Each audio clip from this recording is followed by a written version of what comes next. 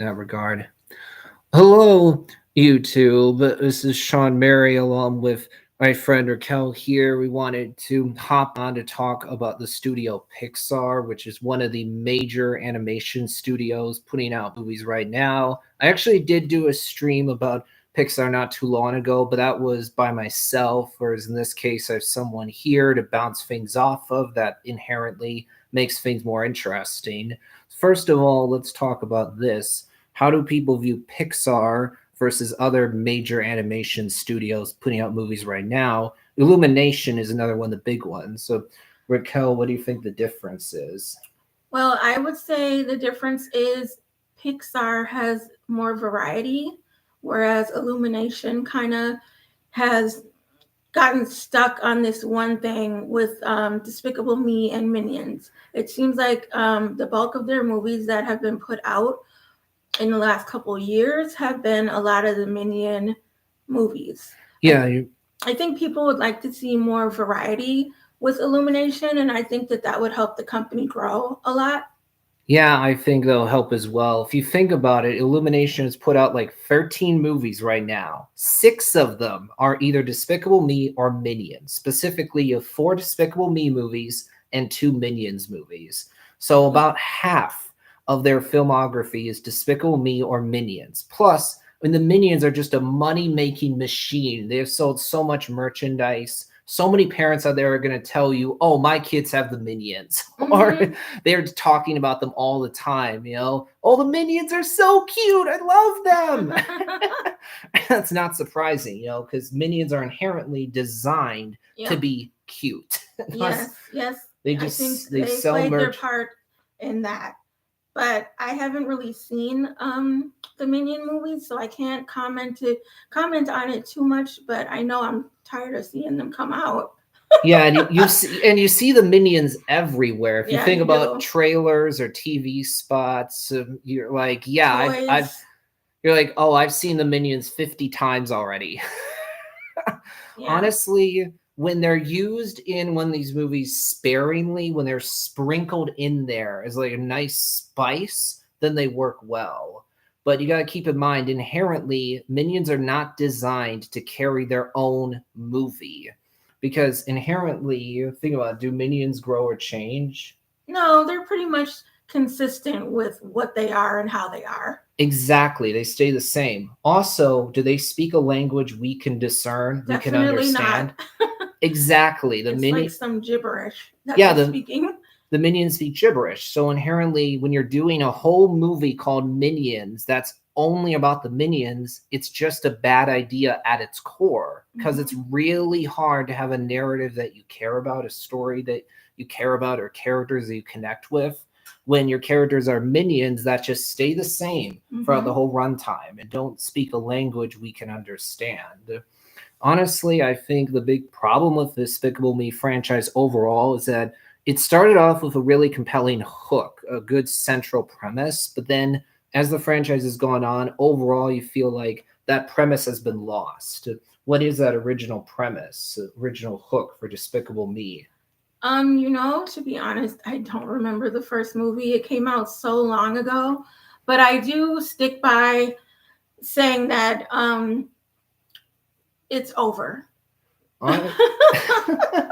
What's over? This whole Minion thing. I can't see another one coming out. Like he said, you see it everywhere. Toys, the movies, what else? Well, here's the thing. I got some bad news to you, Raquel. It's already been announced there's going to be a Minions free. No. Now, honestly, for me, I have seen Minions Rise of Gru. I think it's better than the original Minions because Gru is in there. That's a big change. It does help things because you have a character who's not a minion. So you actually can get invested in the journey that Gru is on. Also, let me answer this question, Raquel. The original hook for Despicable Me is that not only do you have a world of supervillains and heroes, but more specifically of Gru, who's a supervillain that ends up taking in these free girls, at first for selfish reasons, at first because he just figures he can use them, but then he grows to care about them, learns how to be a father, and thus be selfless. Problem is, once you get to Despicable Me 2, it's like, oh, Gru's reformed. He's basically one of the good guys. So we've lost that original hook. Now Yeah. you do get to Despicable Me 3, and it gets closer to that original hook because Gru meets his brother who tempts him back into that life of crime. So I'm Okay. like, okay, that's better. I've seen both Despicable Me 2 and 3. I like 3 more. It also has a more fun villain. But I do want to get back to this. The big difference between how people view Pixar and Illumination is that people say Pixar is the premium studio that tends to put out family movies that appeal to both kids and adults. I would agree. Movies that are not exclusively meant for kids. They tend to make movies with more emotion to them, that are deeper, have themes that could resonate more with adults, for example. Illumination tends to use a similar bag of tricks with their movies, where you have bright colors, songs, pop music, characters dancing. So that also means there's not too much variety in their filmography. Now, let me ask you a question, Raquel. What's the difference between how people view Pixar versus Disney animation? Now, of course, Pixar does fall under the Disney umbrella. That's true. But you have the Pixar movies, 28 theatrically released ones, plus Planes 1 and 2 that are spin offs to the Cars movies, but were put out by Disney Toon Studios, not Pixar. You have all the Disney animation films as well. You know, Well, I would say in earlier years, like the original Disney movies are kind of the same. Like there's not a mother present in a lot of them. And that's kind of consistent through the Disney movies out in the beginning. I have to say there's more variety nowadays, but Pixar kind of started out with variety and it's been consistent with offering variety. It appeals to a lot of audiences. Um, yeah, like it it has emotional things, it has comical things, things where evolution is present in the movie. Um, it just offers a wide variety. yeah, that's true. If you think about it, was a movie like Bambi really well known for? Uh, I haven't seen Bambi in so long. Oh, well, then I'll remind you. I'll remind you. Famously, Bambi's mother dies in the movie. Yep. So think Yep. about like The Lion King. Okay, yeah, in that case, you do have a mother, admittedly, Mhm. but famously, Mufasa is killed by Scar. Mhm. Lion King very clearly inspired by Hamlet. I think that's pretty interesting. But yeah, if you look at early Disney movies, there's not a ton of mothers. And you have something like Pinocchio, where there's a Mhm. father present, Geppetto, but Mhm. not really a mom. If you Mhm. think about Snow White, Sleeping Beauty, Cinderella, not really a mom either. I mean, No. in the case of Cinderella, you have a stepmother, Yeah. but not a 100% mother. But here's the thing to think about, Raquel. Disney Animation has put out like 50 movies. Mhm. So is there a lot of consistency with the quality of those movies? Um, I think some people could take it or leave it, especially with some of the newer movies. Um, they appear to a wider audience, but some people are kind of stuck with the back in the day kind of message that was out. They don't necessarily like a lot of change when it comes to Disney. I think that they look forward to it being consistent to the older movies, which I mean, you can't get stuck on what the older movies were and their offerings. You have to allow growth.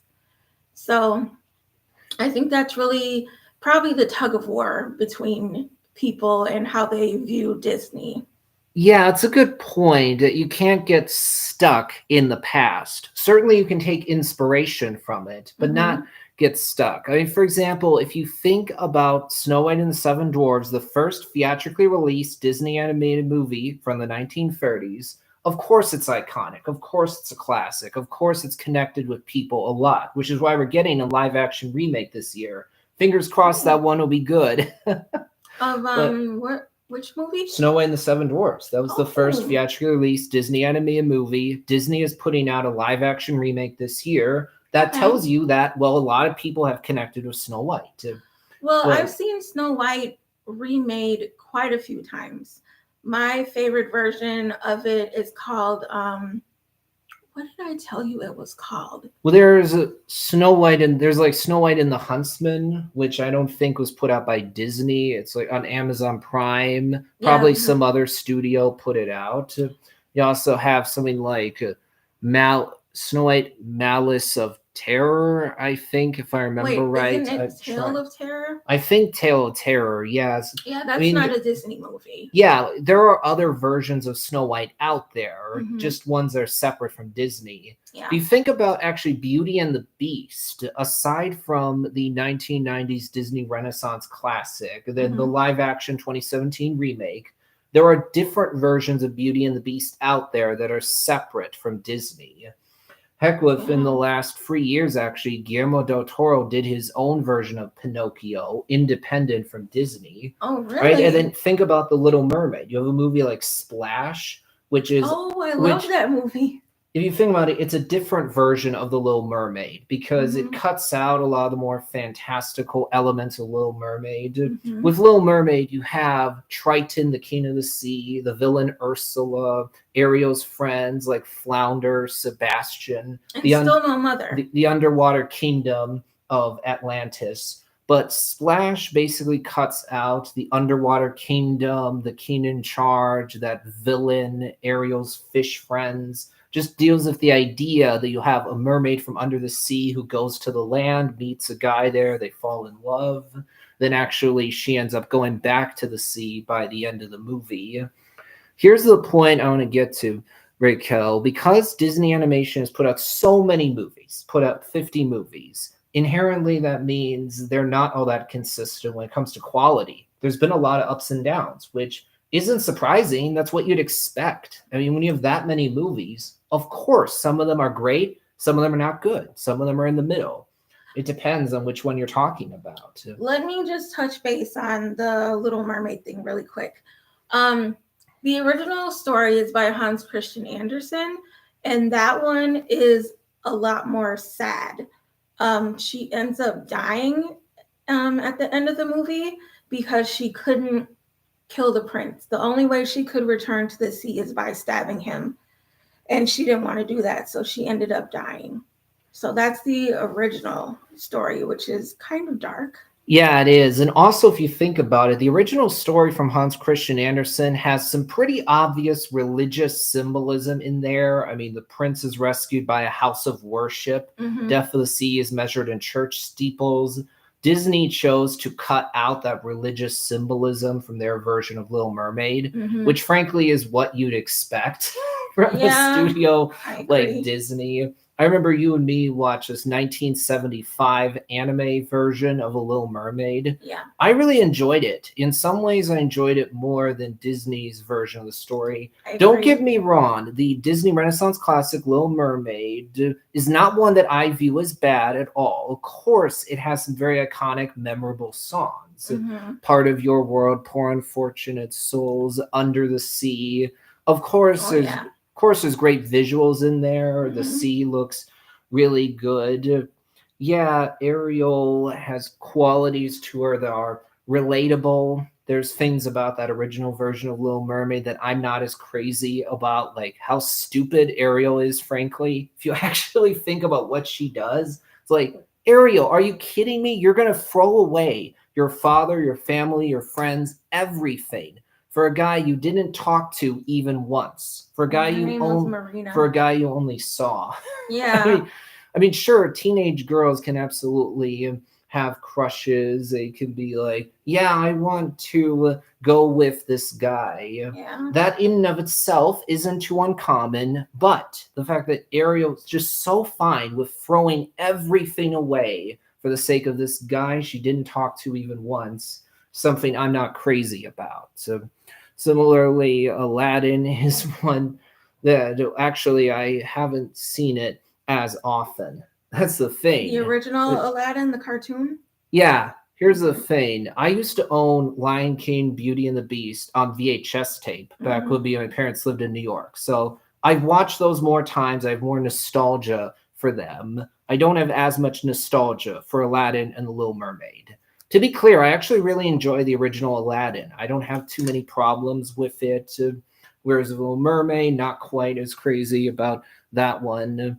But when it comes to Pixar versus Disney animation, Pixar's the studio that's put out fewer movies, only 28 theatrically released films, plus Planes 1 and 2 as well. They've been more consistent when it comes to quality. Disney animation just not been as consistent when it comes to quality. Yeah. You'd be hard pressed to find someone who's going to disagree with that. Basically, everybody will say, well, yeah, of course, Disney animation has had a lot of ups and downs over the decades. It's a very broad spectrum. It Some of is the things indeed. are good, and some of the things you can leave them.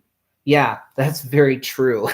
Here's the other big studio, Raquel, DreamWorks. Yeah. They've actually put out more movies than Pixar. They've put out almost 50 theatrically released movies. That's a lot. Even though their first movie didn't come out until the 1990s. Which Disney was Ants, which is quite similar. It's similar to A Bug's Life from Pixar. You can definitely see the parallels there. Mhm. I think that A Bug's Life is better than Ants.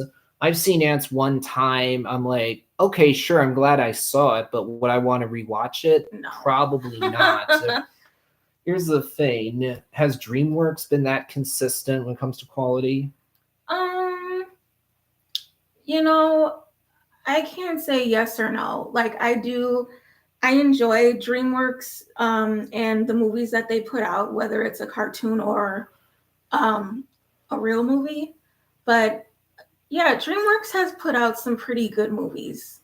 They put out some good to great movies, that's for sure. I mean, DreamWorks did The Prince of Egypt. I think that's a fantastic version of the Exodus story. You also have Joseph King of Dreams, which didn't get a theatrical release. It's a straight-to-video prequel to The Prince of Egypt. Okay. I think it's a really good prequel. I don't enjoy it quite as much as Prince of Egypt, but I think Joseph King of Dreams really works. Then you have some great DreamWorks sequels. Everybody knows that. I mean, Shrek 2, Kung Fu Panda 2, How to Train Your Dragon 2. Wow, those are really good. And also, John Powell knocked it out of the park when it comes to the score for How to Train Your Dragon. It's so good. If you don't remember that, just listen to these pieces. This Is Burke, Romantic Flight, Forbidden Friendship, Test Drive, Coming Back Around.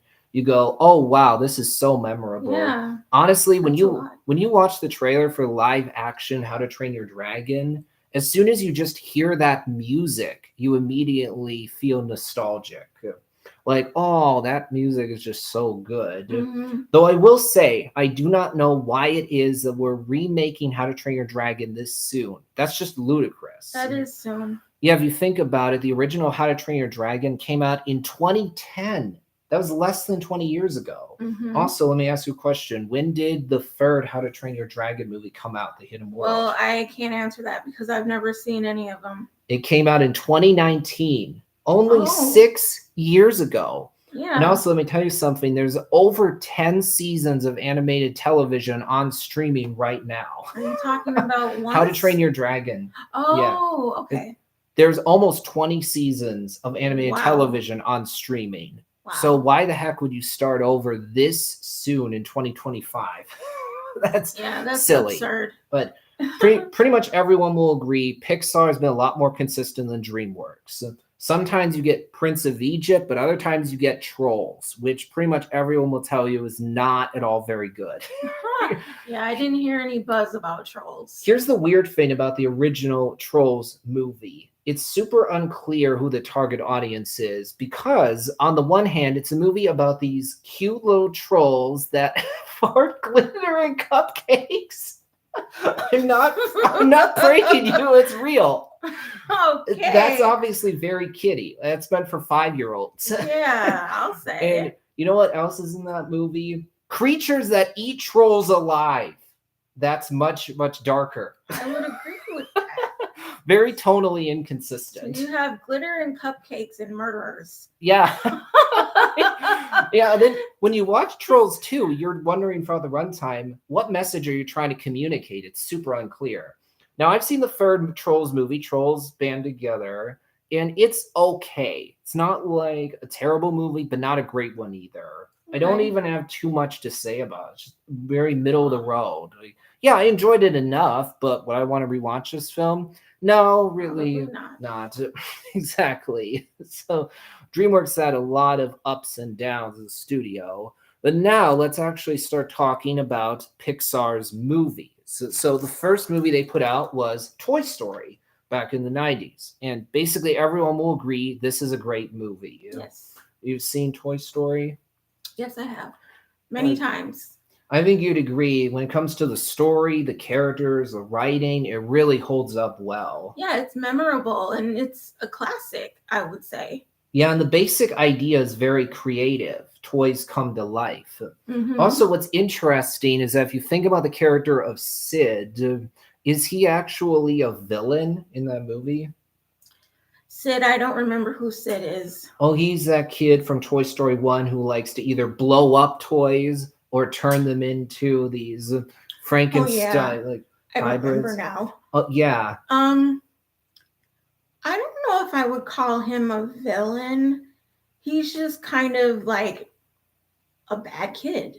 Like he that kind of stuff, like turning toys into Frankenstein, is kind of like, okay, where does this kid get its imagination from? I wouldn't call him a villain. I would just say he's different. Yeah, here's the thing to think about. Does Sid know the toys are alive in that movie? I don't think so. No, he does not. Yeah. Meaning that from his perspective, he's not torturing or killing sentient beings that have emotions, thoughts, personalities. No, as far as he's concerned, he's quote unquote torturing or killing non sentient toys. So, is there any real maliciousness behind his behavior? I would say no, because you catch a lot of kids playing rough with their toys or wanting to, change them some kind of way. So I don't, yeah, again, I don't think he's a villain and he's doing this maliciously. I feel that that is just how he is and he gets entertainment out of the things he creates. So, Yeah, he's an antagonist, but not a villain. Different way to phrase it is that you go, okay, Sid probably has some issues, but that doesn't make him a bad person. If you mhm. actually think about it, there's definitely implication that Sid doesn't have a good home life. Because the one time you see Sid's father in the original movie is him sitting down on a chair and there's beer bottles all around. Oh boy. So, what's the implication there? That obviously drinking is more important than your child. Yeah, exactly. There's implication that Sid's father is abusive. And honestly, Hmm. if that's the case, that would perfectly explain Sid's behavior. Hmm. That he wants an outlet to vent all this anger he feels towards his dad. So his Right. his outlet is toys. I Also, feel that children that are ignored or, there are other serious problems in the home, they tend to lash out. And his lashing out is creating little monsters out of his yeah. toys. Well, here's the thing: are they really monsters? Because let me ask you a question: is it actually uncommon for kids to take their toys, rip them apart, turn them into new things? No, it's not uncommon. Yeah, exactly. So in reality, it's not really fair to say that Sid's creating monsters or like creating Frankenstein things. It's easy to say that because they might look creepy. Obviously, Woody in the story thinks they're creepy at first, Hmm. but it's not really what's going on here. Here's the thing: the original Toy Story did come out in the late '90s, or mid '90s. So there are aspects of it that haven't aged all that well. If you think about the way that Sid, other humans in the movie, and the dog look, you go, yeah, clearly this came out in the 90s. Clearly this is the first computer animated movie. They Hmm. were definitely still figuring things out. Frankly, Yeah. the humans and the dog look pretty creepy. That's some sheer nightmare fuel right there. In fact, if you watch the pitch meeting from Ryan George, he absolutely points this out. In the pitch meeting, the writer who's pitching the movie to this producer guy is saying that there's going to be humans in the movie. Producer guy is like, do we really have to have humans? Can we cut them out? Writer's like, well, we have to have humans because the basic idea here is that toys come to life when the kids aren't around. So the producer guy is like, okay, well, in that case, I'm going to warn you, they are just going to look haunting. She specifically says, I got to warn you, their faces are going to be absolutely the stuff of nightmares, just haunting stuff. I don't remember these faces, but I don't think I want to see them now. Well, it doesn't actually detract from the quality of the movie all that much. It's not that big a deal, you know? It's just something that if you watch it now, you can tell it's an older movie. It came out when they were still figuring things out. The second Pixar movie is A Bug's Life. Do you remember watching this one? I don't think I watched A Bug's Life. I would say that Bug's Life is really good. Is it the strongest of Pixar's initial run from Toy Story to Toy Story 3?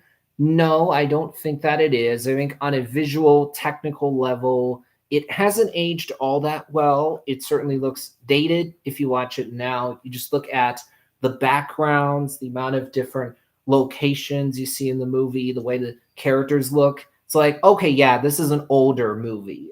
More so than Toy Story, which I think holds up better. With A Bug's Life, on a technical level, hasn't aged. Characters not quite as memorable as those other initial Pixar films. If you think about it, characters like Carl or Mike and Sully from Monsters, Inc., or Marlin and Nemo from Finding Nemo, or Woody and Buzz, they are memorable characters that you remember. Bug's Life as characters are not quite as memorable. And you can't call it a classic either, even though it came out so long ago. Like the Disney movies that are older, a lot of them are classics. Some of these movies that have been put out nowadays, like he said, they're not that memorable. The characters aren't. And having said that, you can't call the movie a classic. Yeah, we're talking about A Bug's Life. Whether or not you want to call it a classic is debatable. Honestly, when it comes to the story of A Bug's Life, I think the story works. I don't think the characters are bad. I mean, they work in the movie. The villain is actually rather intimidating. Our main character is named Flick, pretty sure. He's likable. And also, I like the way A Bug's Life resolves by the end. Sure, you do have the liar revealed plotline in Bug's Life. You go, okay, yeah, we've seen this in many other animated movies. You know, that plotline where you have a character that's hiding something from this other group of people that's lying, and then he or she gets to a point where they start to feel guilty about lying to these other people, and thus the truth comes out, either because they choose to reveal the truth or someone else reveals it for them.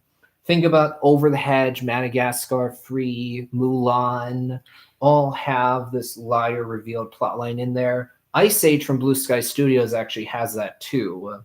I just have a quick question. When we were talking about bugs here, who put out B Movie? That's DreamWorks. Oh, honestly, that was a good one. I don't actually think B Movie is very good.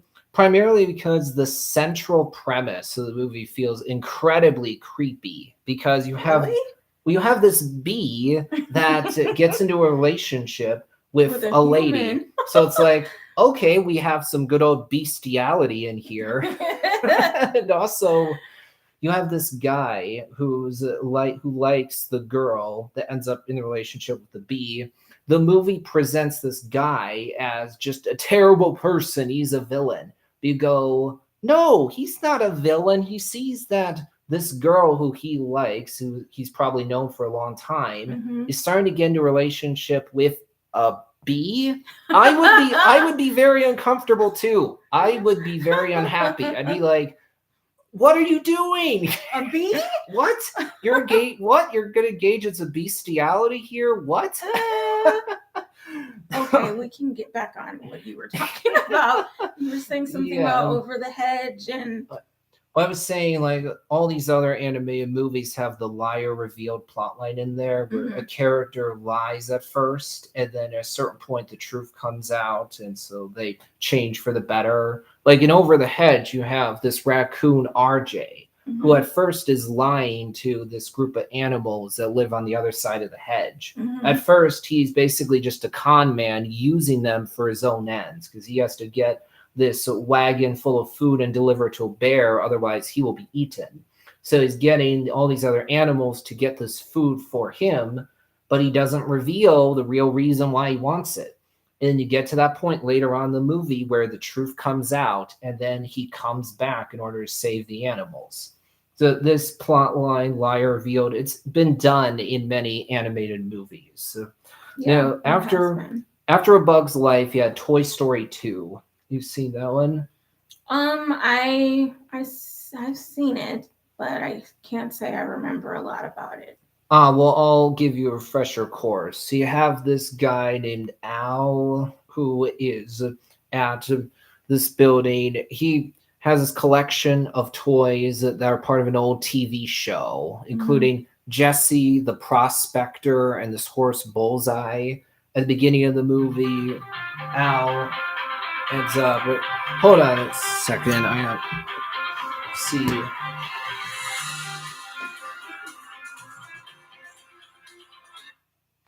Okay, Okay. what I was saying there is that this guy Al at the beginning of Toy Story 2, he actually kidnaps Woody from Andy's house, and so then all the other Yeah. toys like Buzz, Rex, Ham, they go on this journey To get him right. yeah, It's starting to come back to in me. order to get Woody back. Woody learns that he actually was in this Roundup TV show, and then the other toys, the Prospector, Jesse, Bullseye, reveal that they're actually going to this museum in Japan so they can be put up on display there. Hmm. So then Woody is faced with this dilemma. What am I going to do? Am I going to go to Japan with my companions from that old Roundup TV show? Mhm. I could go there, I could be put on display, and all these people will look at me for years and years on end, presumably.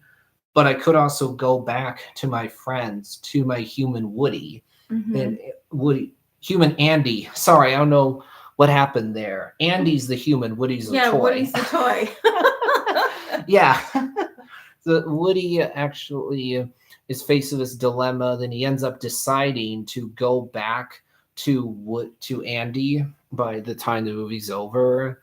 Pretty much everyone will agree Toy Story 2 is a fantastic sequel. Let me ask you, who put out robots? That is from Blue Sky Studios. Oh, Blue Sky okay. Studios used to put out movies. They used to put out movies. You have the Ice Age films, along with like Ferdinand, Spies in Disguise, Okay. Robot, Epic. This studio only put out like 12, 13 movies, and then Disney purchased Fox, and thus Blue Sky Studios fell under the Disney umbrella. Oh, So now Blue Sky is not a separate studio anymore, putting out their own movies. Back in 2022, Ice Age Adventures of Buck Wild came out. It okay. went straight to Disney Plus, though it falls under the Disney umbrella. Okay. What I'm saying there about Toy Story 2, that I mean, the visuals are great, the story is compelling, you like spending time with these characters, there's good growth for Woody. And also that scene where you learn about Jesse's backstory. They play that song, When She Loved Me. Oh, that hits so hard. That song, it's so well done. It brings out the emotion. And honestly, if I try to think, what are problems of Toy Story 2? What's something that doesn't work about it? I have a hard time thinking of anything that bothers me or I think doesn't work about that movie. Honestly, Toy Story has been a very consistent franchise overall. I would agree with that. Yeah, that after Toy Story 2, Monsters Inc. I remember actually you were telling me not long ago you haven't seen Monsters Inc. No, I have not. I am just really surprised by that. We've watched several Pixar movies We together, have. and you haven't gotten around to Monsters Inc. That is one of the classics. Honestly, I Yeah. think one of the big things that makes it work is that the central premise here is very interesting. The idea is that you have this monster world that exists alongside the human world. Now, if you remember, Raquel, oftentimes kids think that there's a monster under the bed, right? Or there's a monster in the closet. Yeah. As soon as my parents turn the lights off, the monster's going to come out and scare me. Yeah. Well, Monsters Inc. takes that classic belief among children, totally flips it on its head. Because as it turns out, the monsters are not evil. They're not bad guys. No, actually, these creatures are just working for the power company that's called Monsters Inc. They're just going through these doors, going to the human world to scare children in order to get power for the company so that their world can continue to function. So this kind of reminded me a little bit of If. Who did that movie? That's actually a live action movie. It is? Yeah, it's live action. Oh, yeah, it just has these creatures in it that are kind of like what you see in Monsters Inc. Yeah. Now, that's a good question. What studio put out If? I think I'd have to look that up. I don't remember exactly. One of the other things that works really well in the favor of Monsters Inc. is that, as many people have talked about before, Mike and Sully are among one of the best Pixar duos. Their relationship just feels so organic and believable. You're like, yeah, I totally buy. These are two friends that have known each other for a while, that really like each other. Sometimes they drive each other nuts. There's conflict that plays out between them in the movie that doesn't feel forced, feels totally natural. You totally get why there's some tension there, but ultimately it is resolved. Where Sully is like, I'm going to come back for Mike because he's my friend. Even if he maybe didn't treat me that well, I'm not going to give up on him. That's really what shows you're a good friend, is that you make it clear, I'm not giving up on you. Even if you don't treat me well or make bad decisions, I'm going to be there for you. Also, as many people have talked about before, man, that relationship between Boo and Mike, Boo and Sully kind of too, but mainly Boo and Mike, gets really hard. Boo is this little girl that actually accidentally goes from the human world to the monster world. I have seen this movie. Here's the problem, though. In the monster world, there's this belief that has been reinforced again and again that humans are toxic. If they touch a monster even one time, the monster will die. And clearly that's not true. But because it's just been reinforced time and time again, the monsters believe this superstition. So they're more scared of the humans than the humans are scared of them. And you kind of find that in real life where there's like a pest or something, and it turns out that they're more afraid of us than we are of them. Yeah, I know what you're talking about there. Like a mouse? Well, yeah, you know what that's like. Honestly, for me, I do not like bees or hornets especially, or scorpions or spiders. Ugh. Yeah. But they're probably, anyway, more scared of humans than we are of them. Yeah. But when you get to the end of Monsters Inc., and Boo has to go back to the human world, Mike says goodbye to her. It hits so hard. It really draws out that emotion. And then when you get to the final scene, and you just watch Mike go through the door, and then you hear Boo say, "Kitty." It's like, oh, that's so heartwarming. You don't even see Boo at all, but just hearing that sweet voice brings the emotion out. And you see the smile on Mike's face. He's like, oh, I'm hearing her voice again. That's just great.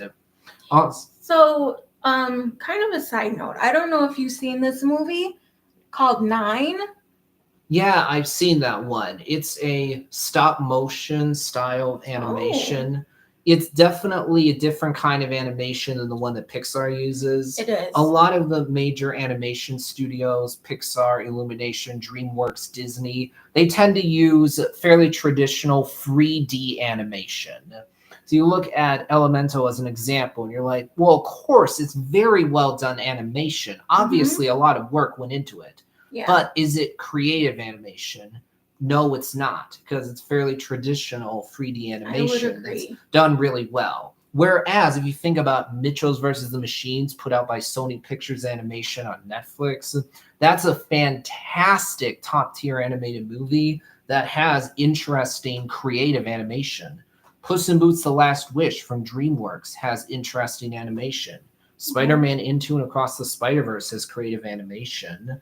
9 is another good example because it looks quite different. It And was also- an excellent movie. Yeah, then also if you think about some of the movies DreamWorks has done, Flushed Away, Chicken Run, Oh, yeah, Wallace and Flushed Gromit, Away. Wallace and Gromit, Curse of the Were-Rabbit. Yep. Those look incredibly different from a Mhm. normal animated movie because they have that stop motion look to them, Mhm. where the characters, how do I phrase it, don't look as realistic. There's not as much detail in general. What about Wallace and compared Gromit? to Wallace and Gromit is an example of stop motion. Okay. So the characters don't look the same as a character you'll see in a Pixar movie like WALL-E, for example.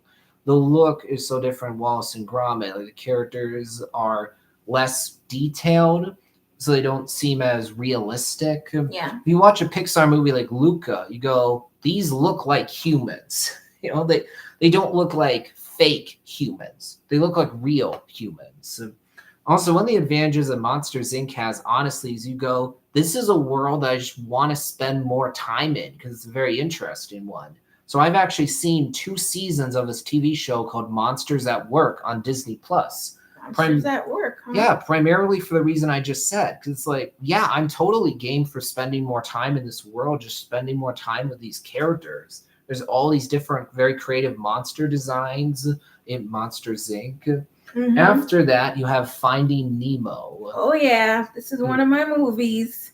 Yeah, it's one they really like, and a whole lot of people would agree it's one of the best Pixar movies. You'd have a really hard time finding someone who's going to unironically say, oh, Finding Nemo sucks. It's mid-tier Pixar, or one of their worst movies. Basically, everyone's going to say, yeah, of course it's one of their best movies. I mean, if you try to think what doesn't work about Finding Nemo, what are the flaws in it? It's really hard to think of any flaws, to be honest. Yeah, I agree. Finding Nemo is pretty close to being a perfect movie, honestly.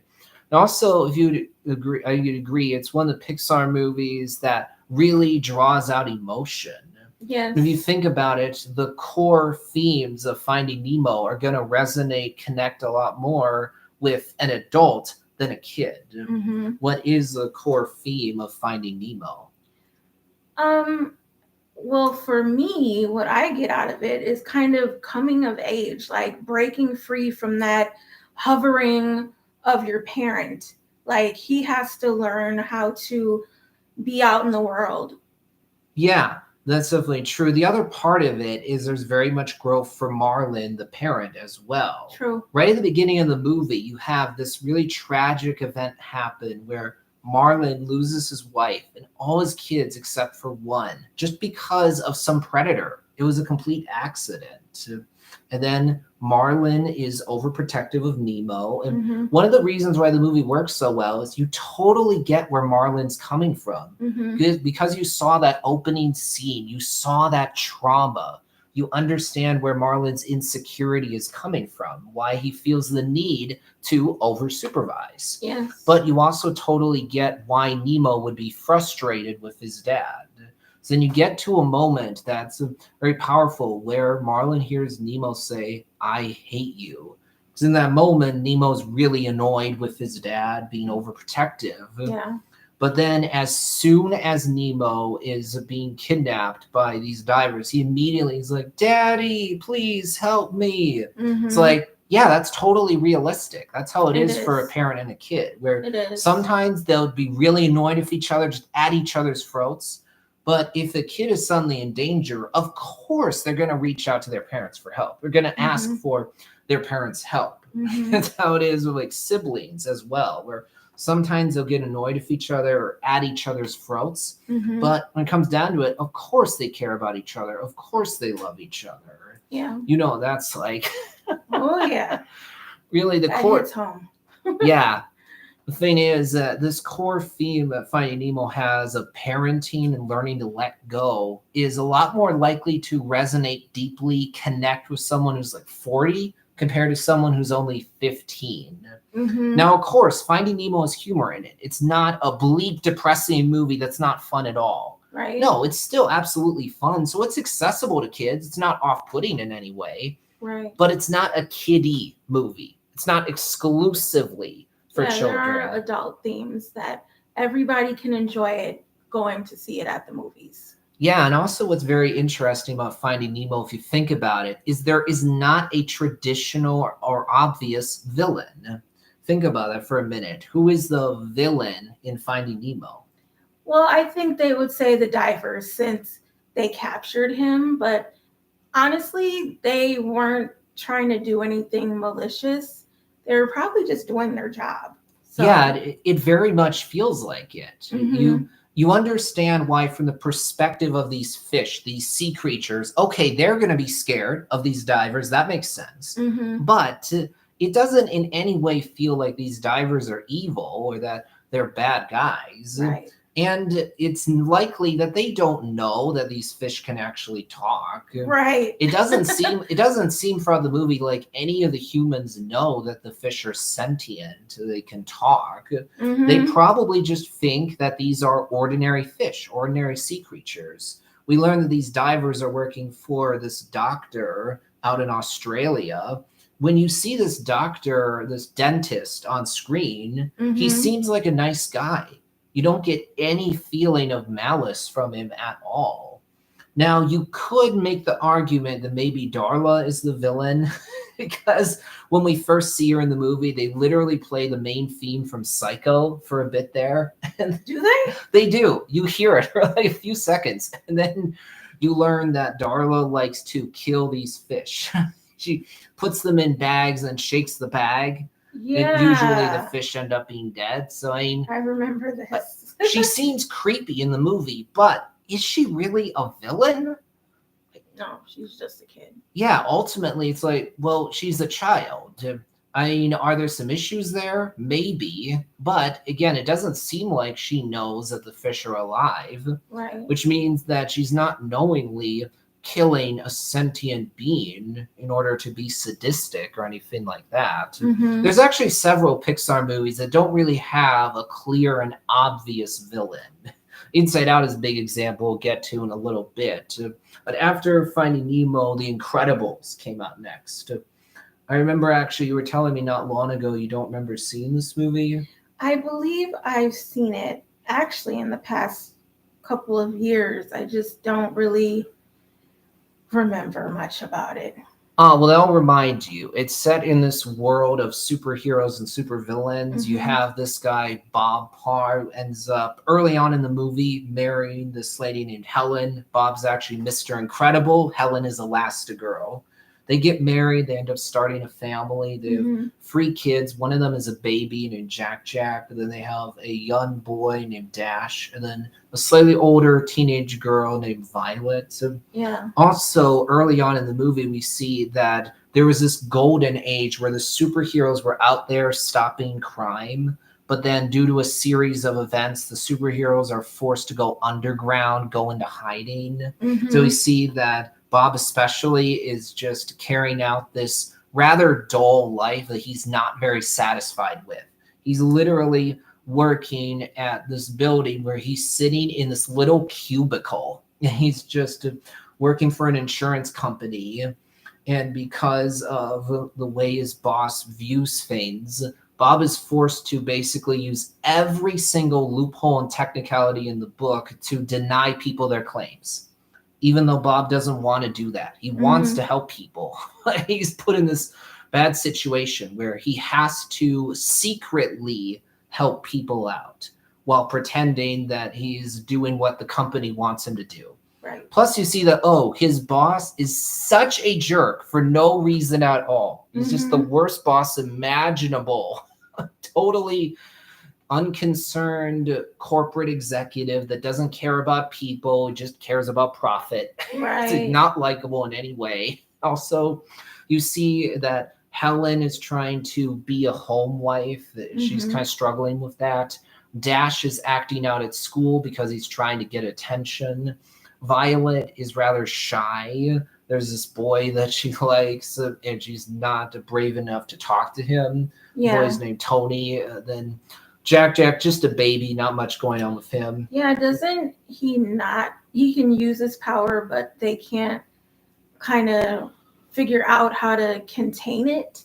Yeah, the rest of the family actually in the first Incredibles movie doesn't know about Jack's powers. And Jack, due to being a baby, doesn't have control over them. Mm-hmm. You see early on in the movie that Dash teases Violet. It's like, well, yeah, of course that's going to happen. Or Dash's like, oh, Violet, you like Tony, huh? Violet's like, oh, no, shut up, I don't. It's like, yeah, that absolutely happens with siblings. Yes, it does. There's a fight that breaks out at the dinner table, Violet and Dash fighting. But then later on, you see that as soon as Dash sees this evil henchman aiming a gun at his sister, he's like, don't touch my sister! And also for Violet, as soon as she sees that this evil henchman is firing at Dash, she immediately, without hesitation, steps in and projects a force field to protect them both. So that feels realistic right there. Siblings are of course going to make fun of each other. They're going to tease each other. Sometimes they'll be annoyed with each other. But at the end of the day, of course, they love each other, even if they don't always show it. True. Also, what's cool about The Incredibles is that it's an original superhero story. It's not technically even based on comics. Though, as many people have discussed before, it's like Pixar's version of the Fantastic Four. Oh, okay. Their powers are even similar to the Fantastic Four. I think a lot of people are going to agree Incredibles is one of the strongest Pixar movies. I would agree with that. The only thing that bugs me is that Syndrome's motivation, his origin is rather generic. It's stuff we've seen before where this guy starts off as a fanboy of our hero, in this case, Mr. Incredible. But then Mr. Incredible spurns young Buddy Pine for good reason, too. Buddy feels slighted, and thus he is out for revenge and becomes a supervillain. Like, okay, we've seen that before, but outside of that, I think Incredibles is really good. It's entertaining while also having some pretty mature stuff in there. I mean, a character literally tries to commit suicide in the first 10 minutes. And on top of that, part of the movie is that Bob is having a midlife crisis. The dad? Yeah. Yeah. Who's that going to resonate with more? Someone who's 50 or someone who's 15? Definitely 50. Yeah, exactly. Part of the movie as well is that Helen suspects that Bob might be cheating on her.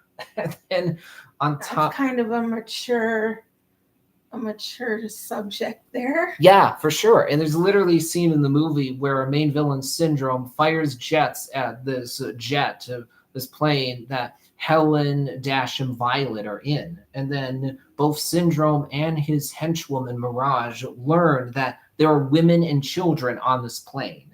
Syndrome does not back down in any way. He shows himself to be quite sadistic. He just has the rockets continue on. They blow up the plane.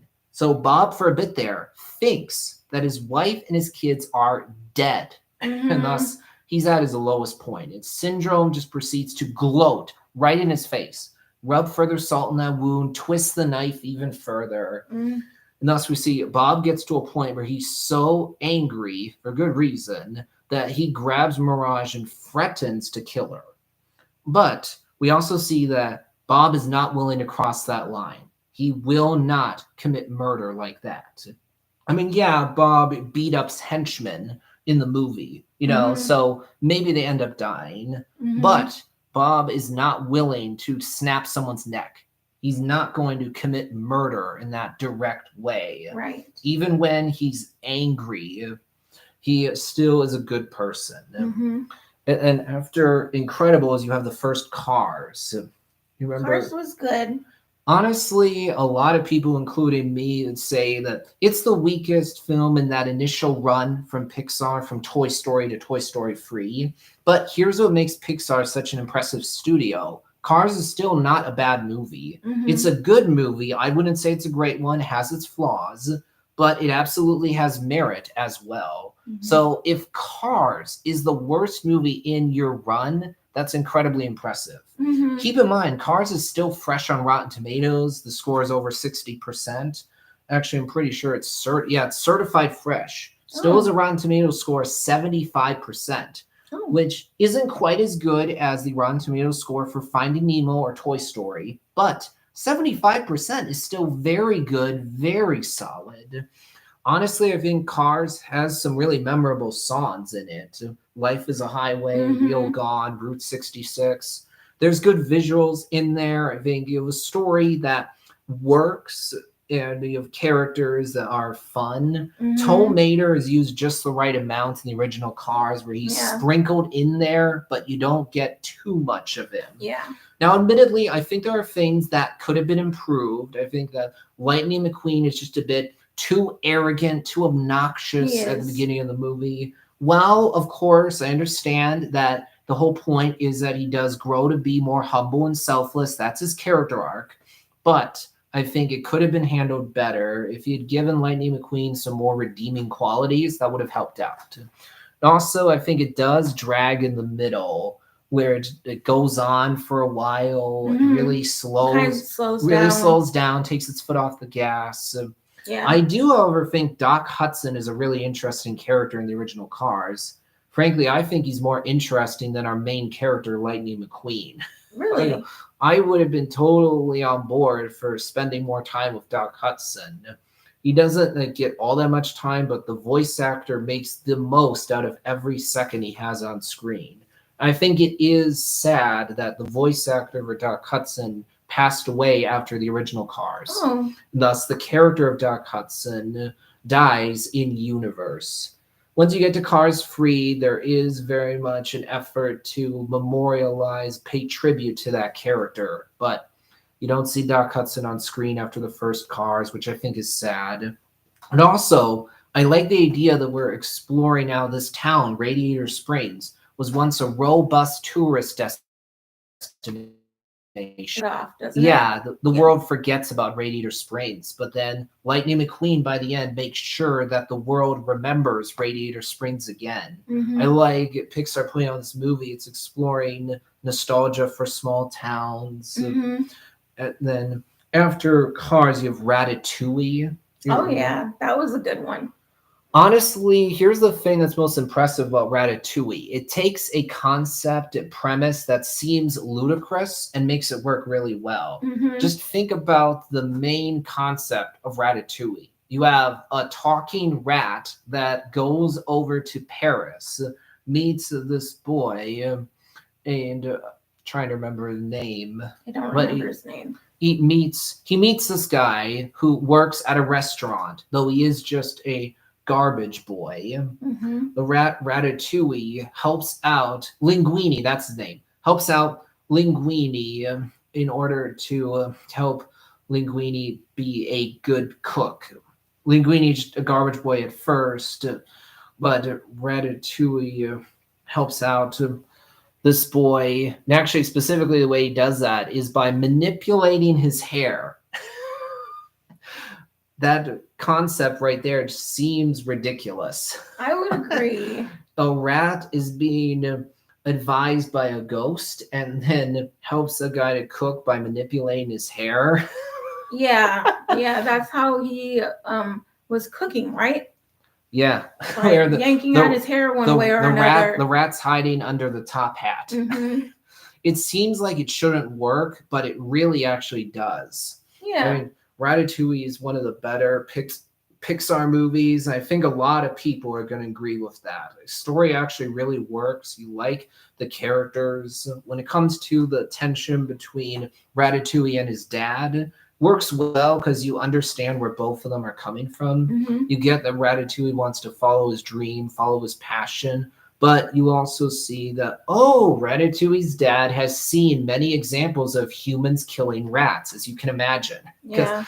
I think a lot of people tend to see rats as pests or as a nuisance. Not a lot of people are thinking, I'm going to have that rat as a pet. My dad had a pet rat a long time ago, but most people aren't going to have a rat as a pet. Normally, it's like, we're gonna lay the traps to make sure the rats stay out of here. Actually, Ratatouille made me want to make Ratatouille. I haven't done that yet, but I'm pretty sure I can make it. Yeah, you want to cook that dish for sure. They made it look so good in the movie. I know, right? They really did. The visuals are really good, I would say. in this movie. I like you understand why Ratatouille's dad wouldn't want his son to get near humans. Mm-hmm. You get why he's scared. Mm-hmm. Also, I think it's interesting that Chef Skinner kind of seems like the villain, Yeah. but when you think about it, you're like, oh, I also get where he's coming from. Mm-hmm. Maybe he's not always the most pleasant guy. Maybe he can be rude. Right. But at the same time, you're like, oh, he's the chef of this restaurant. He seems to know what he's doing. Mm-hmm. And also, is it really surprising that he wouldn't want a rat in the restaurant? Right. There was the restaurant was full of the rats when they all had to work together. Yeah, how would you react if you were the chef? If you thought there could be an animal infestation at your place? I would run out of there. You would be like, we are going to stop this animal infestation, otherwise the authorities are going to come and shut this place down naturally. Mm-hmm. So you understand why Chef Skinner is scared when he thinks there might be a rat around. And also, it's like, well, yeah, Linguini was just a garbage boy. He doesn't have any prior experience. So naturally, Skinner's skeptical. Right. Okay, when you get to the end, yes, it is true that Skinner does take it a step too far, where he actually kidnaps this rat. It tries to get away with doing this crime. Mm-hmm. But you also are like, yeah, I am not just thinking that he's pure evil. I can understand what his perspective is. Mm-hmm.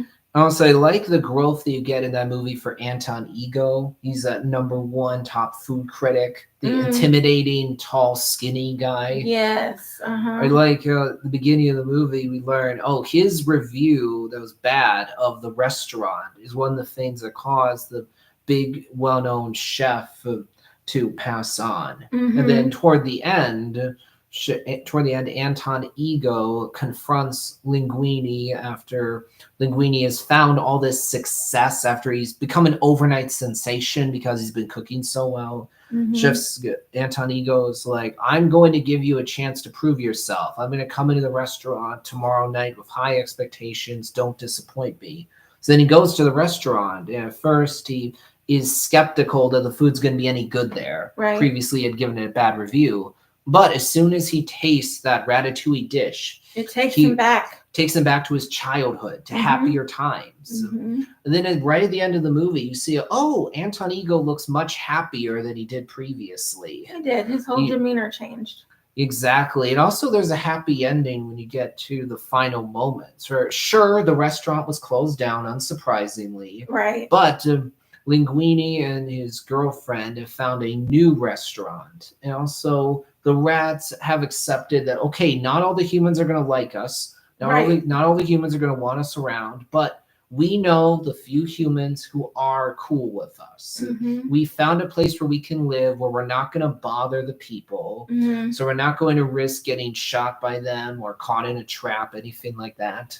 So you're like, oh, that's really nice. Yeah. And also by the end, that conflict between Ratatouille and his father is resolved, where they both are able to engage in perspective taking, understand where the other is coming from. Yep. Ratatouille's father is able to see, my son is really passionate about this. And yeah. Even if his taste, his interest are not the same as mine, that doesn't make them bad. Ratatouille also understands, oh, yeah, my dad had good reason to be skeptical of what I was doing. Ratatouille really works. If you try to think, what are the problems of it? What doesn't work about that movie? I have no complaints. Yeah, it's hard to really think of anything that doesn't work, honestly. After Ratatouille, you have WALL-E. Now, that's one of my favorite movies. Yeah, I think you'd agree. It's so impressive how the filmmakers get you to connect with this robot. They managed to take this robot WALL-E and make him so charming, so endearing, so likable. He was really sweet. Yeah, even though he doesn't have a human face, he barely talks outside of just saying, Eva. Yeah. He doesn't say anything. No. But just simply watching him go about his daily routine, the fascination that he has with all these little human trinkets that are left on planet Earth, the movies he watches, and then the way that he interacts with Eva. It's like, oh, that's so sweet. Would you say that is post-apocalyptic? In a way, it is, yeah, because the premise of Wall-E is that humans have left Earth because they just generated so much garbage, so much waste that they made Earth inhospitable. They made it so you can't live on the planet anymore. So they've evacuated from the planet and are living up in these spaceships. And we see that, unfortunately, the humans at first are just fat, lazy. Yep. They're laying down in their chairs, going about the same routine every day. So it doesn't really mean anything. Right. They don't have any agency, honestly, because everything's controlled by the robots. Just the humans every day have their food, they watch the stuff on their screen. They're totally disconnected from reality. They've lost all that concern about truly living. You know, they're just surviving. They're going about their daily routine, which doesn't have much meaning anymore. So they've forgotten what life truly is. They have no sense of curiosity, no sense of excitement about anything. It's just, it is what it is. Yeah, and also you think about it, the ship's captain at first just has this title that doesn't mean much.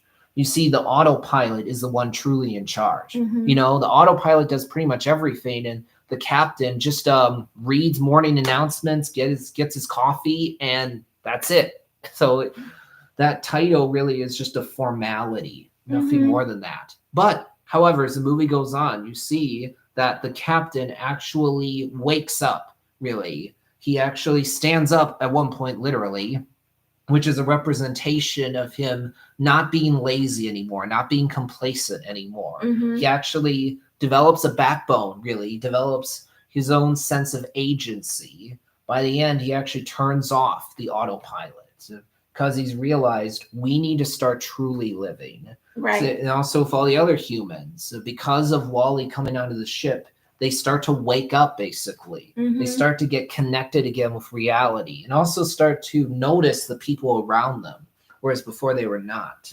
Right. It's also very impressive how in that movie you buy so much into the romance between two robots, Wall-E and Eve. Again, no human faces, there's not much dialogue, but just the actions that they do tell you so much. Yeah. I mean, when you get to that part of the movie where it's basically two robots dancing in space with a fire extinguisher, it actually really works. It's like, oh, that is so sweet. The music is fantastic. The visuals are great. Also, it's impressive how you're so engaged throughout the first half. Even though throughout the first half, it's basically a silent movie. There's music. There's a few words here and there because, you know, Wall-E's going around the surface of the earth and there's these advertisements that'll play. So there's a few words here and there, but for the most part, there's no dialogue. It's just you watching this robot going about the same routine. And you see how fascinated he is by like a light bulb or this one movie that shows people dancing. It works really well. And when you get into the second act, you go up to the ship. It works well too. Yeah. I mean, is the symbolism, the message a bit too heavy-handed? Yeah, I'd say that maybe filmmakers could have showed a bit more restraint there, or figured out a way to deliver their message. It's not quite as on the nose, but that's not really a big deal.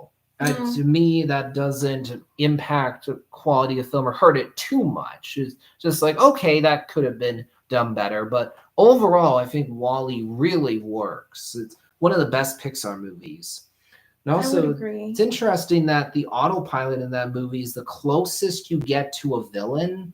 But then when you actually stop and think about it, you're like, oh, wait a minute. This autopilot is just a program that's following its instructions to the letter. It's a computer following its programming to the letter. So there's not any real maliciousness there. Right. And so is the autopilot really a villain? Debatable. And after Wall-E, you have Up, which is one of the best Pixar movies. Most people are going to agree with that.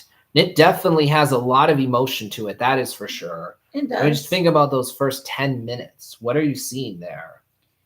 Well, you were saying that he lost his wife. Yeah, you He's start. he was trying to get this house to the waterfall for his wife. He didn't get a chance to do that before she passed. So he pretty much is just trying to still get the house up on the waterfall. I think he's doing that to fulfill her dream, even though she's not with him anymore. Yeah, that's very true. Here's the thing that's important. You start off the movie up by seeing Carl and Ellie when they're children. So you see them meet for the first time, you'll be friends, and then you see them get married, and then they live a whole life together until Ellie sadly passes away. Even though during that whole montage, there's no dialogue, it hits so hard. Just the music, the characters' faces, their body language tells you Mm-hmm. everything you need to know without needing any words. For example, there's a specific moment in the montage where you just see Carl and Ellie in a doctor's office. Ellie's sitting down on a chair crying. Carl has his hand on her shoulder to comfort her, and then you see a doctor. You Mm-hmm. don't hear what the doctor says, but you don't need to. You totally get You it. can Oh, tell. oh, the doctor's saying there was a miscarriage. Ellie's sad about that. Carl's trying to comfort her during this hard time. And also throughout the montage, it's just sad to see it. Carl and Ellie always wanted to go to Paradise Falls. It was their dream, but just regular life always got in the way. Something came up they needed, always came up they needed to spend their money on, so they couldn't go to Paradise Falls. Right. And also, what hits so hard is you see that when Ellie's laying down on a hospital bed, she's just about to die. She gives Carl the adventure book that she gave him when they were both children. Thus, it means so much. And then you see that after Ellie dies, Carl is just going about his daily routine at that point, Mm-hmm. having breakfast while there are all these people outside that are developing this land right around Carl's house. And then you see it. Carl decides, I'm going to take my house to Paradise Falls by putting a bunch of balloons on my house, flying it out there to South America. Goes on this big adventure. He also meets this boy named Russell, who is a wilderness explorer that's like a Boy Scout. And also, Russell reveals to Carl while they're together that, yeah, I have a father, but Mm-hmm. my father isn't really around much. I don't see much of him. So, what's important there is that Carl ends up becoming that father to Russell. By the end of the movie, what's heartwarming is that you can tell Carl is a lot happier than he was before. Why is that? Carl is a kid, right? Carl's the adult, Russell Oh, is the kid. okay. Um, I'm not really sure how to answer that question. Oh, well, the reason why Carl's a lot happier by the end is he actually has a family. He has other people in his life, so he's not alone He's not on anymore. autopilot anymore. He's not just running out the clock until he passes on. His Mm-hmm. life really has purpose and has meaning again. He has something to live for. And also, what hits so hard about the end is you see Carl go to Russell's Wilderness Explorer ceremony. By the way, it's funny that Russell was there at the ceremony and he's all dirty while all the other explorers are clean. But the emotion here that really works is Carl gives Russell the Ellie badge. And then right after that, you see Carl and Russell have ice cream together while they're doing this game involving cars. Here's what's important. Earlier on in the movie, Russell said, me and my dad used to play this game. Mm-hmm. Now Russell does it with Carl. So it hits really hard. And actually, there's a moment that's quite important too, a bit earlier on, where Russell has just been kidnapped by Charles Muntz. Mm-hmm. Carl goes back to the house, goes inside. He actually opens up that adventure book. It's the first time that he's looking at it after he lost his wife. Then he opens it up, sees all these photos that remind him of the life he had with Ellie. So Mm-hmm. at first, he's very sad. But then he sees this note from Ellie that he did not see before saying, Carl, we had a great adventure together. Now go find a new one. That's so important because Carl is realizing, oh, I'm not going to just lay around here being sad because he needs to live his life. And also he because needs to have a purpose. and also because he realizes, oh, I'm not going to just lay around here sad. I'm going to embrace these new connections because that's what Ellie would have wanted. If Ellie was here right now, she wouldn't tell me to just sit here depressed. She'd tell me to be happy, have a new adventure, have a family. Just because I'm not around anymore doesn't mean that your life is over. Yeah, it doesn't mean that things just stop. Yeah, so many people can relate to that feeling of, I lost this person. What do I have to live for now? Yeah. You were the reason I woke up in the morning every day. What do I do now without you? That is so true.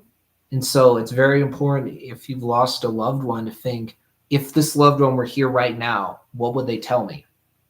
What would they have wanted? So many people are like, oh, actually, my loved one, like my parent, for example, wouldn't want me to be sad. They'd want me to be happy. They'd want me to keep living my life. Doesn't mean you forget about them. Doesn't mean that you don't honor their memory. Right. You do pass their stories on, but don't be stuck in the past. It's important to keep moving forward. Up is one of these movies that has a lot of emotion to it, but also does have humor to it. It's not like it's not a depressing movie. It's not off-putting for children. It's absolutely accessible. I mean, you have Doug. He's very funny. You have this dog who can talk because he has his collar. And then by the time you get to the third act, you literally have dogs flying little planes, firing darts that get distracted by squirrels.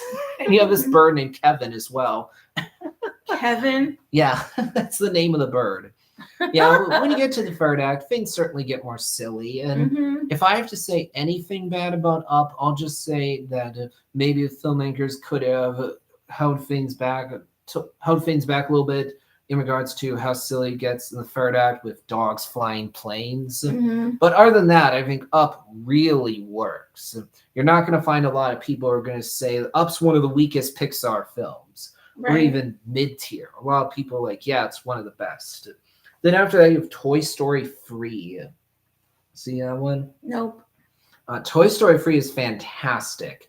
You look at the main line of Toy Story films, wow, the lowest Rotten Tomatoes score is like 97%. Oh. The first two Toy Story movies, 100% on Rotten Tomatoes. Really? That doesn't happen too often. Wow. And then like Toy Story 3 has 98%, 99%, something like that. Wow. Toy Story 4, I think, is like 97%. Really? The thing about Toy Story 3 that works so well is it closes out the Andy trilogy in such a satisfying way that just feels right. You feel the passage of time because in Toy Story 3, Woody, Buzz, Rex, Ham, Jesse, they're all having to deal with the fact that Andy's older now. He's not a little kid anymore. He's older. He's about to go to college. It reminds me of the Brave Little Toaster, kind of. Oh, what way? Well, because there's like this blanket, a lamp, a vacuum cleaner, and they're all like hanging on to the kid that grew up in the house. And when they finally find him, he is an adult. And they're kind of like, oh, well, he doesn't need me anymore, type of thing. Oh, that makes sense. Yeah, you feel a passage of time because Andy isn't playing with his toys anymore the way that he did. He's thinking, how many of my toys do I want to bring with me to college? And then due to a misunderstanding, unfortunately, the toys are hurt. Woody doesn't give up, but the other toys are like, Andy threw us out. He doesn't want us anymore. He threw us in the trash. But we as the audience know that's actually not true. Andy was going to put them in the attic. He does still care about them, even if he doesn't play with them the way that he did before. Right. Then when you get to the end of the movie and Andy gives the toys to Bonnie, you see Andy playing with them one last time. It's like, this is such a perfect way to wrap things up, to tie a bow on this whole story.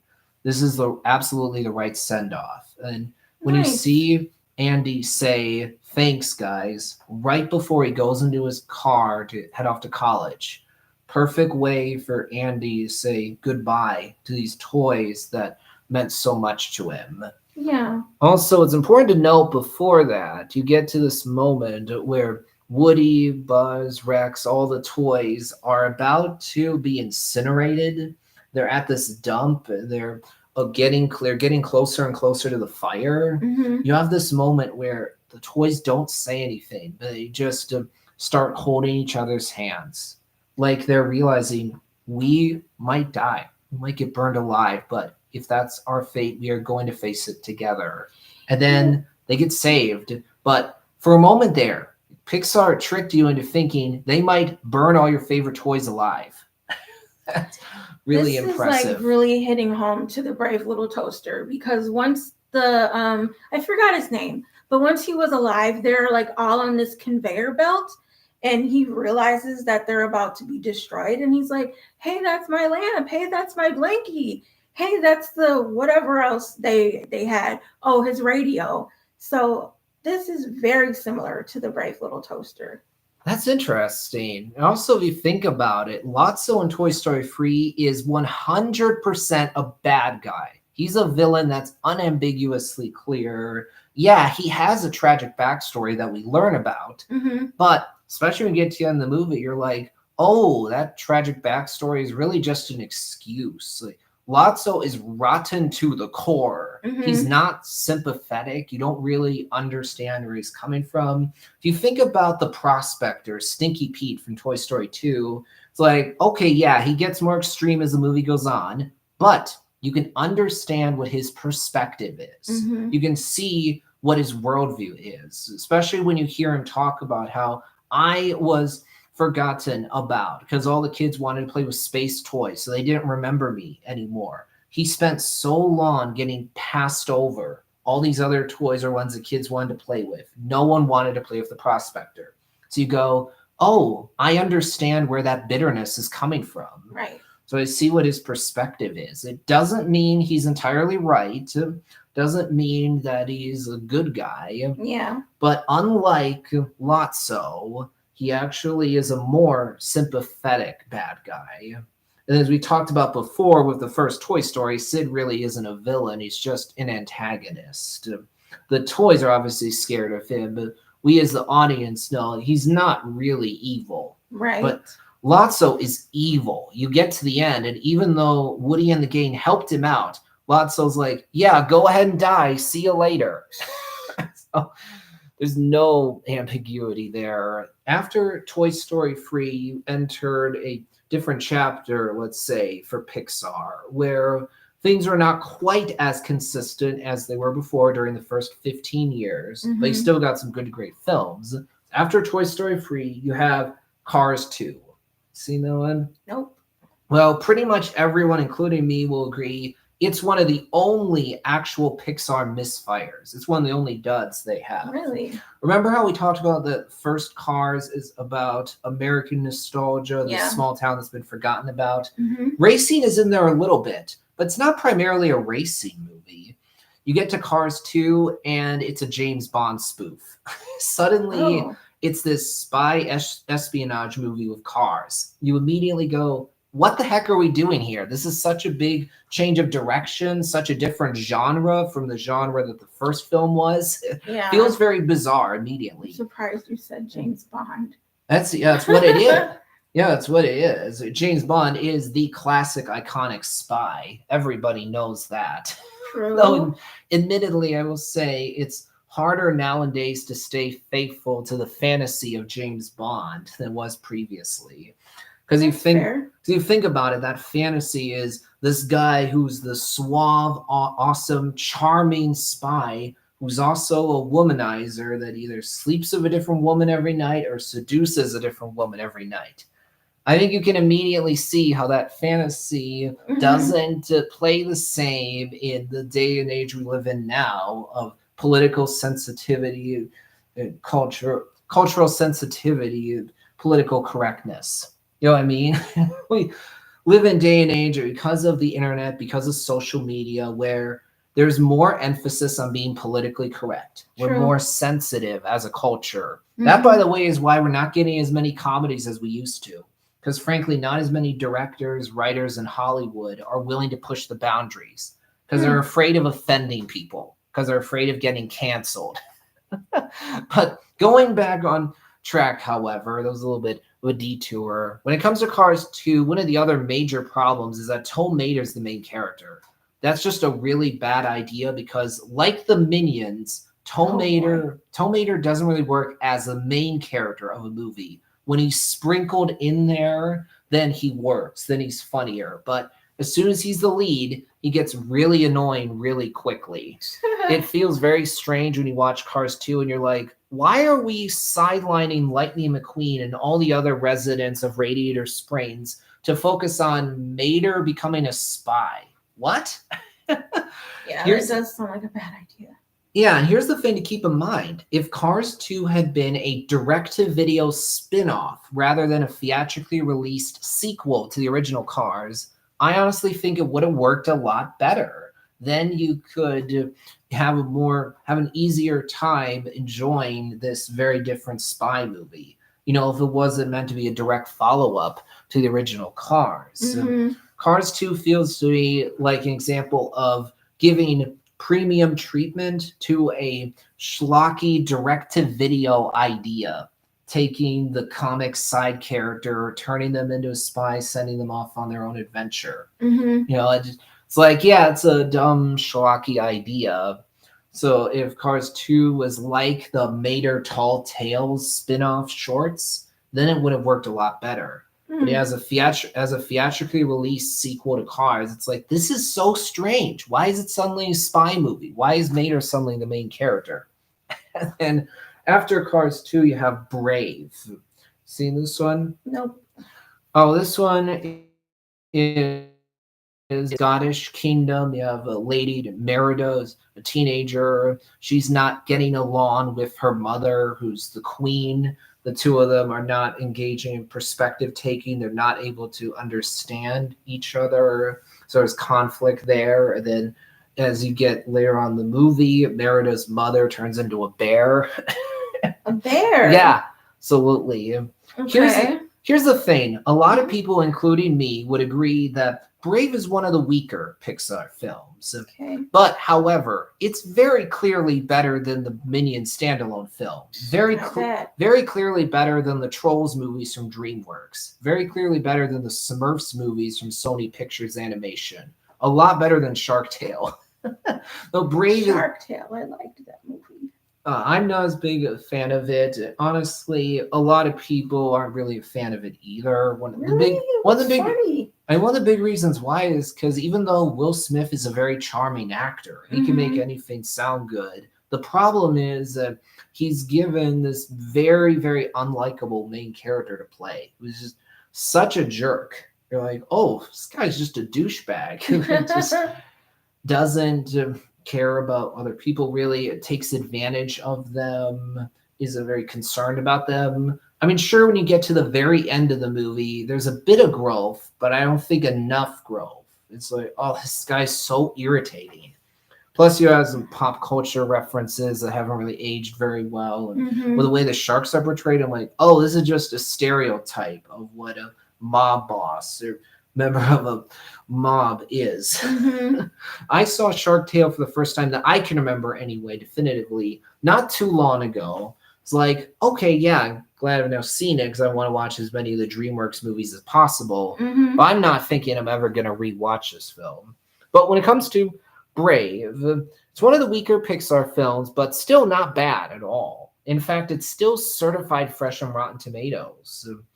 So still very solid score. The thing is, though, as a lot of people would agree with, it definitely doesn't have the same amount of inspiration that other Pixar films do. Doesn't have the same creativity that other Pixar films do. So in the case of Brave, it just feels more familiar. There's elements in there that feel reminiscent of How to Train Your Dragon from DreamWorks. There are elements in there with the plot and the main character that feel like stuff you've seen before in Disney animated films.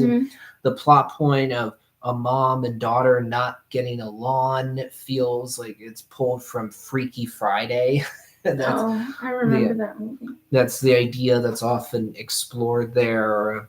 So Brave doesn't have the same heart that other Pixar movies do. Mm-hmm. It feels more like a movie that any other studio could do, not like a Pixar movie.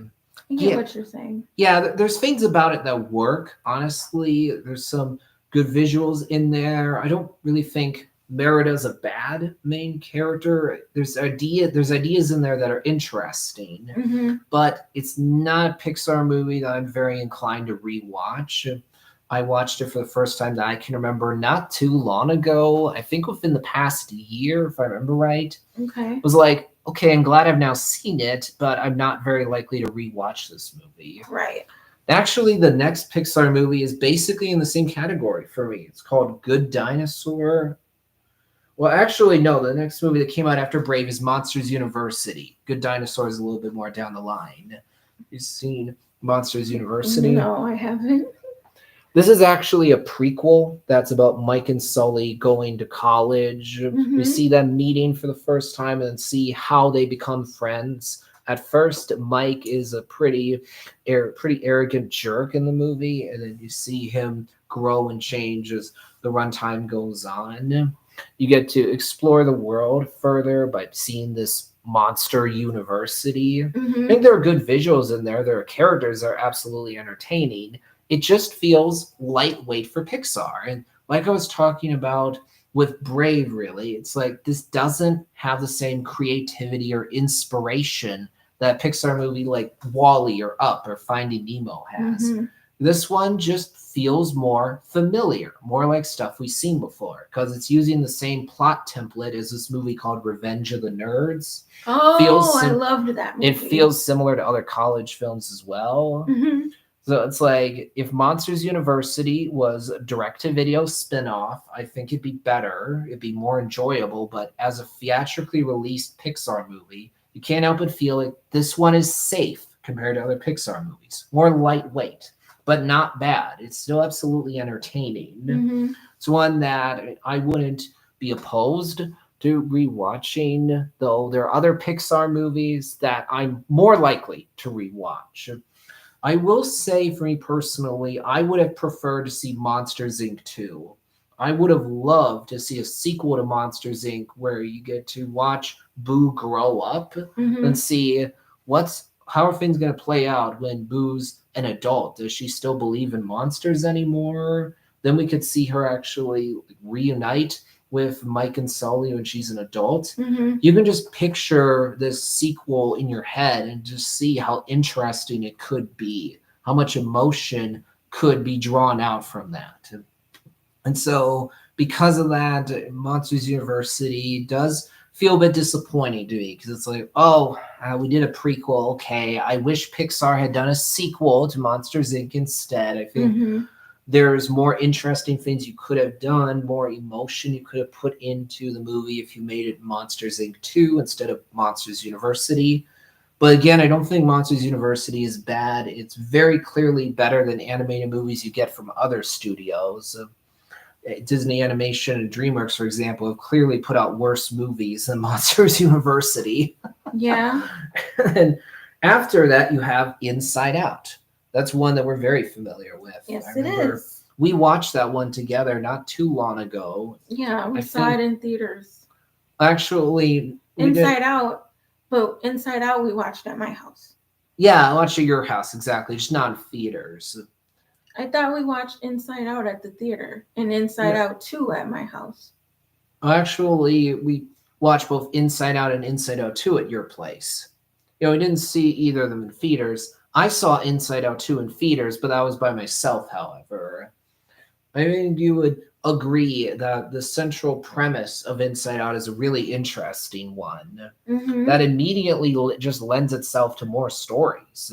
This idea that you have these tiny little creatures, beings inside our heads, Mm-hmm. these personifications of emotions that use a console to not 100% control, but influence what we say and do is really fascinating right away. Yeah, they each are over a different emotion. which is cool. Yeah, do you remember what the main 5 emotions are of Inside Out? Anger, sadness, uh, nope, that's all. That's Uh, all, folks. yeah, the main 5 are joy, sadness, anger, fear, disgust. Okay. Here's the thing, in the first Inside Out, what we're noticing is that Joy is very much the leader. She's the one steering the ship. The other emotions are there, but she wants Riley's memories to be primarily happy ones. And she they makes have those balls.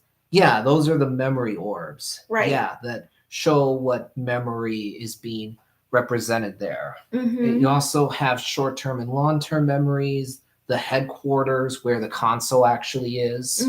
You also have the memory dump, the dream headquarters, dream productions. That's what I'm trying to say. Yeah, memory dump, dream productions, long-term memory, just rows and rows full of memories. We see that in the first Inside Out. Yeah, and they try their hardest not to lose long-term memories. Yeah, actually what happens in the movie is that joy and sadness get sucked out of headquarters. So they're trying to get back to headquarters. They have these core memories that are very important to Riley, that form a big part of forming who she is, her identity. Now here's the important thing. Remember I just mentioned that Joy very much wants Riley to be happy. At first, it's like, yeah, anger, fear, disgust, sadness. You're around here. Yeah, you can help out occasionally. You know, you have a few memories here and there, but I want the orbs to be primarily yellow. Right. So you see at first that while Joy means well, while she is well-intentioned, there's a lesson that Joy needs to learn. What's that lesson? Well, I would say everything can't be joyful. You have to leave room for the other emotions. Yeah, exactly, because no emotion is inherently negative. Every emotion has a purpose. But if any emotion is taken too far, then it becomes negative. Think about sadness, for example. What's the healthy version of sadness? Joy. Of sadness? Well, yeah, what's the healthy version of sadness? What do you mean? I thought it would be the opposite of sadness. No, I'm talking about here is that as you see in Inside Out, the healthy form of sadness is having empathy, compassion for other people, understanding for them. For example, you have the character Bing Bong, Riley's imaginary friend. Remember there's that scene where Bing Bong's rocket is put into the memory dump. He's sad about that because that was his rocket. He had all these memories of doing things with Riley using it. Here's the important thing. We see there that sadness is the one who understands what Bing Bong is feeling. She's the one who comforts him. But Joy is being insensitive because she's trying to cheer Bing Bong up and thus not understanding Bing Bong is feeling sad. I need to be okay with that. Right. That's what emotion he's feeling, not happiness. So you see that Joy has a lesson that she needs to learn. In that moment, sadness, without realizing it, unconsciously shows Joy what her purpose is. Actually, think about this. When it comes to Riley's mom, whose name is Jill, we see that her lead emotion is sadness. Now, when you watch Inside Out, do you get a feeling that Riley's mom is a miserable, depressed person?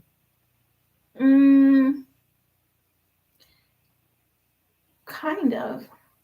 I mean, I can see it both ways. I feel that maybe she wants to be happy. I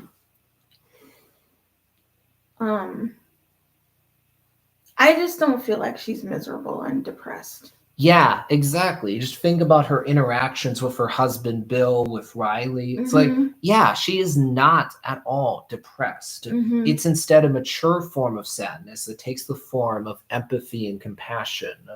Also, remember, for Riley's dad, Bill, the lead emotion is anger. Yeah, I remember that. What does that imply?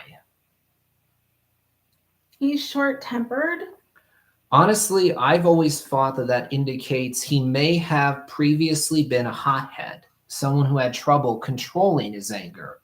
But he has since learned how to get that anger in check. He's definitely grown. Yeah, he's grown to have control over his anger. So he's not just lashing out or exploding.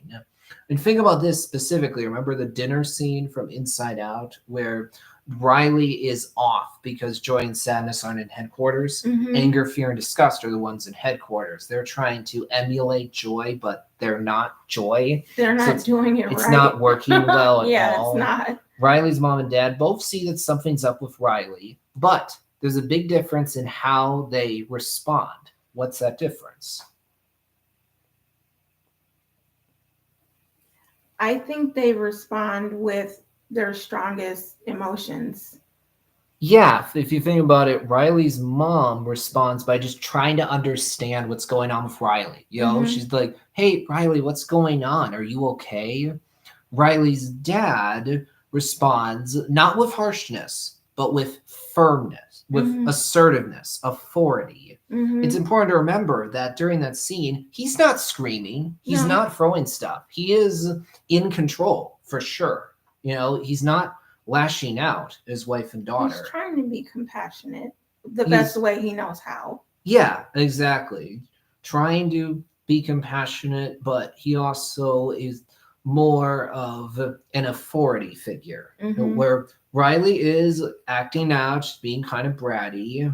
It's Riley's dad is like, Riley, I do not like this new attitude. Mhm. And Riley is like, shut up. And so Riley's dad is like, that's it, go to your room now. It's like, okay, that's a perfectly measured response to what Riley's doing. She's definitely off balance here. Yeah, so it makes sense that Riley's dad would be like, go to your room. Mhm. That's not too harsh of a punishment. That's an appropriate punishment. But we just see the big difference is that Riley's mom was immediately trying to understand what was going on with Riley. Mhm. Riley's dad wasn't doing that. But by the end, you see that Riley's parents, actually Riley herself, both are able to engage in perspective taking, where Riley's parents are able to finally see that, oh, Riley is not actually happy. We wanted her to remain happy for all this change as we Mhm. moved from Minnesota to California. But Riley needs to be honest about who she is. Right. From Riley's perspective, by the end of the movie, she finally admits it to her parents. You want me to be happy, but I'm not. I miss Minnesota. I miss my home. And actually, you hear Riley's parents admit, we miss home too. Mhm. Yeah, that hits really hard. And also, by the end of the movie, Joy actually understands the importance of sadness. Yep. This is going to go back to what I was talking about a bit earlier, but let's finish it now. So, at the beginning, Joy, along with actually anger, fear, and disgust, don't really understand the point of sadness. They don't see what her purpose is. Why is sadness around?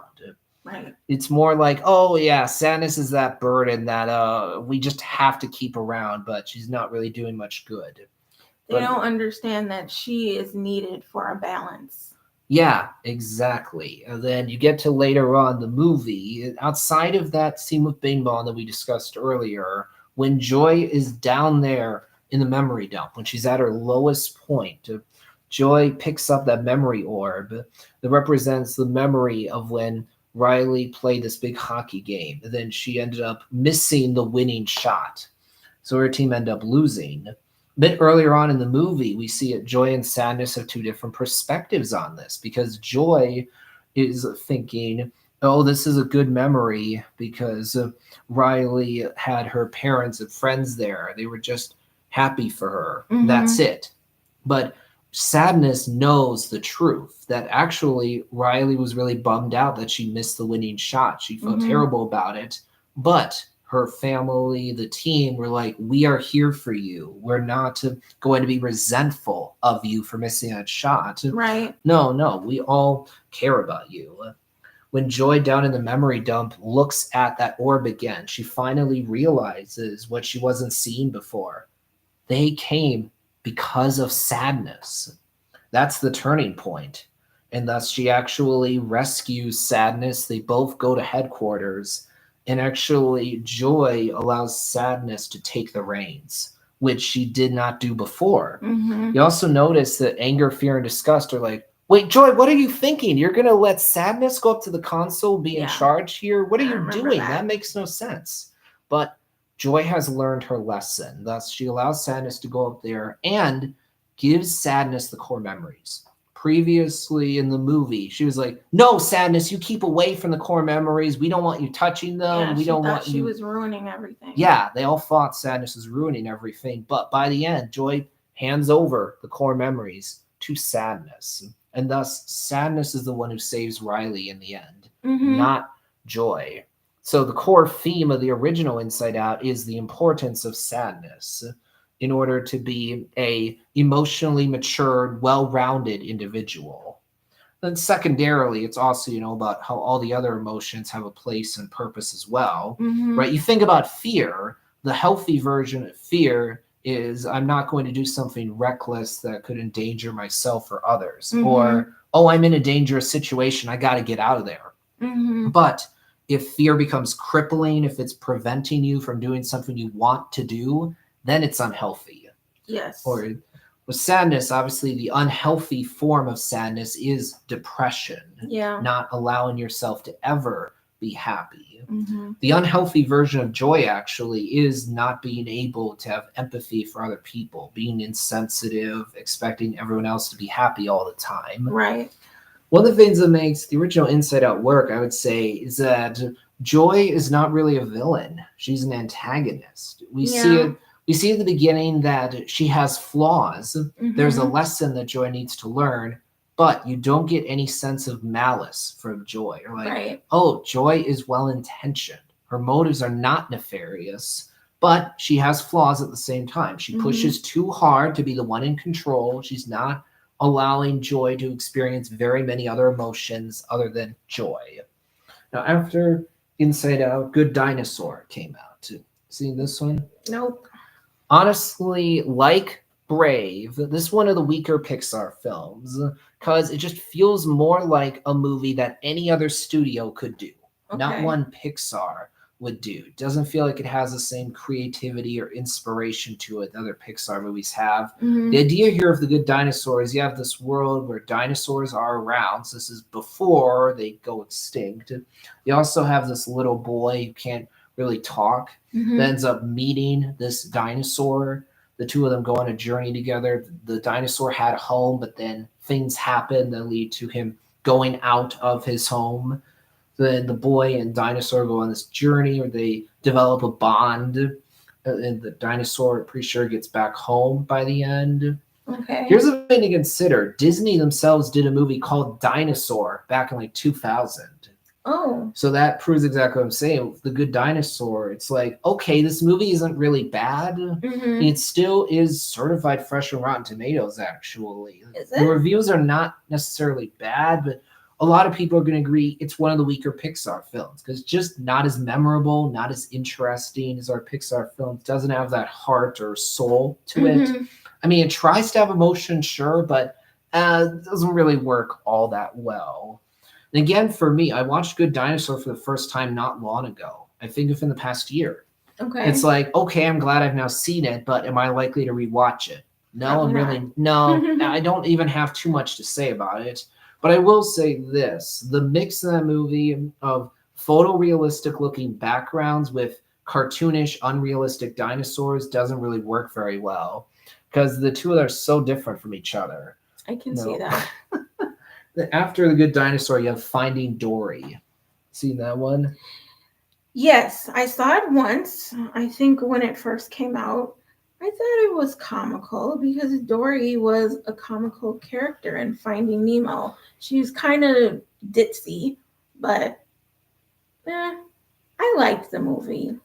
Honestly, I would say Finding Dory is one of the weaker Pixar films, though its reviews are still not bad. It still has like 80% on, actually, it still has like a 90% on Rotten Tomatoes. Even Hmm. Monsters University still has an 80% on Rotten Tomatoes, even though a lot of people would agree it's one of the weaker Pixar films. Hmm. Here's the thing: to understand why Finding Dory doesn't work as well as our Pixar films, let me ask you this question. Does the foundation of Finding Nemo really lend itself to additional stories, to sequels? I would say no. Yeah, that right there is one of the big problems. And because of that, with Finding Dory, you go, this movie isn't bad. It absolutely has merit to it. It still has emotion Hmm. because Andrew Stanton is very talented. But because of the fact that the foundation of Finding Nemo isn't really laying the groundwork for more movies, this one feels kind of like a rehash of Finding Nemo. You think about the plot points, the jokes, it feels like a lot of it's rather similar to the first Finding Nemo. Now, I will say, I think Dory works better as a main character than Mater does. I do like the story about Dory losing her parents and then finding them again. There's a Oh. lot of emotion to it. You think about the beginning of Finding Dory, it's actually really sad. You start off by seeing Dory as a kid, she's adorable. Hmm. She's with her parents right there at the beginning, but then you see her get older in this like, montage. She loses her parents. She over time more and more just forgets about them. It's Hmm. like, oh, that's tragic. And then you see what Dory's up to after the events of Finding Nemo. She's with Marlin and Nemo, but then things happen that trigger those buried memories of her parents, and thus she's trying to find them again. The Marlin, Nemo, and Dory all end up going on this adventure. It takes them to California. They get to this place, the Jewel of Morro Bay, California. Here's the thing: there's this octopus character called Hank. He's actually a really good character. He's one of the best ones. Hank. The growth you see from him works very well. 'Cause at the beginning, Hank is rather grumpy. He's frequently annoyed by Dory. But then as the movie goes on, you see more and more, oh, he has a heart of gold underneath that grumpy exterior. In Yeah. actuality, he does care about Dory, especially when you get to the end and Hank puts Dory right up close to him as they're all plummeting toward the water. It's Hmm. like, oh, Hank really does care. And then toward the end of the movie, when Dory is finally reunited with her parents after so long, it just feels so good. Like, oh, that's really heartwarming. Hmm. Especially because right before then, Dory has somewhat of a panic attack. Like, she is lost at first, doesn't know where she's going, but then finds these clues that lead her to the place where her parents are, and thus she's much happier. Though at first we see it, Dory feels some guilt about losing them, but then her Hmm. parents reassure her, no, we don't blame you at all. You found us again because you're Dory. I will say I don't like how in Finding Dory, Marlin seems to have regressed as a character. In Finding Nemo, Marlin was supposed to learn to let go, learn how to loosen up, and not Yeah. be as grumpy. But Hmm. then you get to Finding Dory, and it just feels like, oh, Marlin's right back to being who he was in Finding Nemo. He's right back to being the grumpy guy that he was before. I Hmm. don't think that works all too well. And then I think the scenes with Marlin and Nemo never felt to me quite as interesting as the scenes with Dory. I would I'm agree with that. much more interested in what's going on with Dory. I like the characters he introduced, like that big whale Destiny, or that other whale, the one with a bump on the side of his head. I don't remember. Yeah, you have several of these whales or orcas that are friends with Dory. They help her toward the end of the movie to escape. Hmm. I mean, Finding Nemo, Finding Dory, I mean, is not at all a bad movie. Like, it's still entertaining, still absolutely is merit to it, but you're not going to see a ton of people who are going to say it's better than Finding Nemo. Oh no. It just kind of feels like a rehash while Hmm. still absolutely having good things about it. And again, it's still very clearly better than animated movies you get from other studios. Just compare Finding Dory to like Ants from DreamWorks or Shrek the Third or Trolls or Oh gosh. Shark Tale. It's like, yeah, this one's better for You had to sure. throw a shark tail in there, didn't Now, you? look, Raquel, there's nothing wrong at all with you enjoying that movie. Totally fine. The fact is, there's not a lot of people who really like Shark Tale that much. You'd have a hard time finding someone who's going to say it's one of the best DreamWorks movies. Oh well, I wouldn't Pre- say that. pretty I much, just- pretty much everyone will agree it's one of the weaker DreamWorks movies. Also, I mean, Smurfs from Sony Pictures Animation or first Minions from Illumination or some of the Disney animation movies. Or yeah, Finding Dory clearly better than them.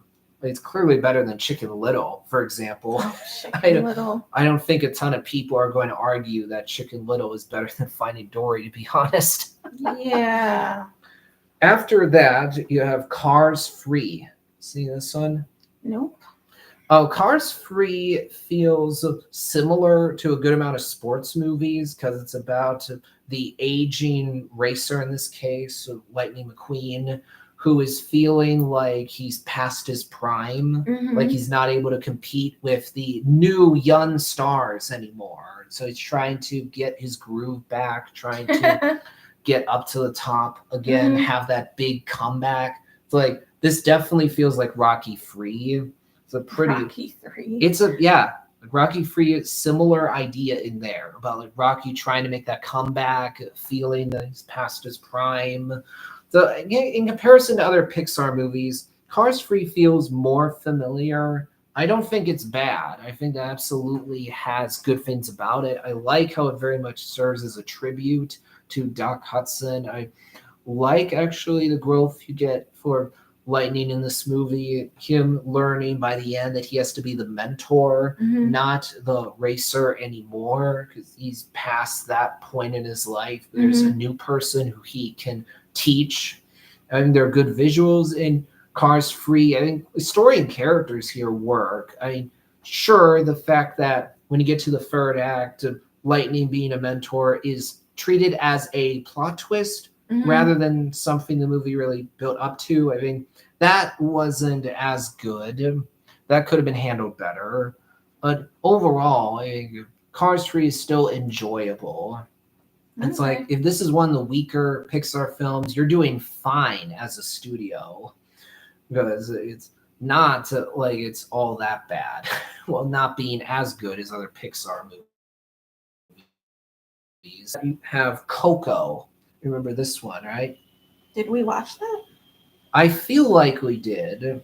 Does it sound familiar? You've talked about it, but I'm not sure if I watched it with you. Oh, Coco is about Mexican culture.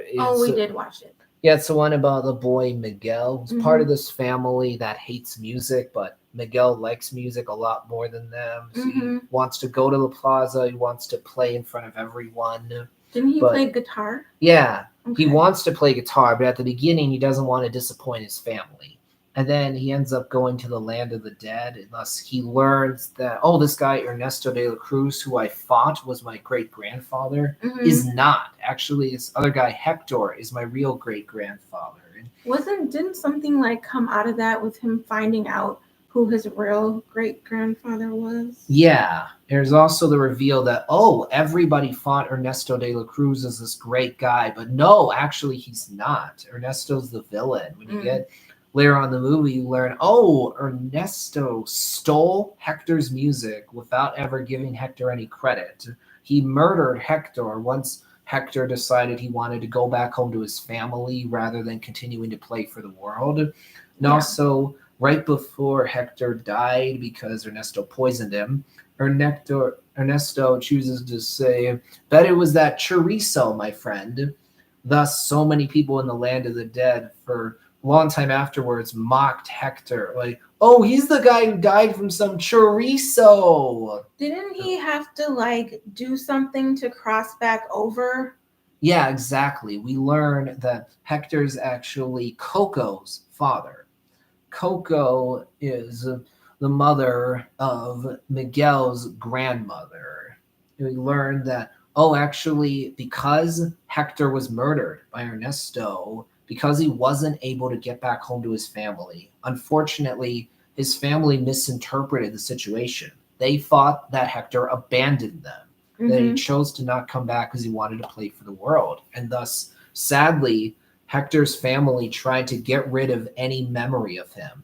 So Coco has all these vivid memories of her father that she had to keep hidden for so long. Didn't she find like a picture or something that he had been ripped out of?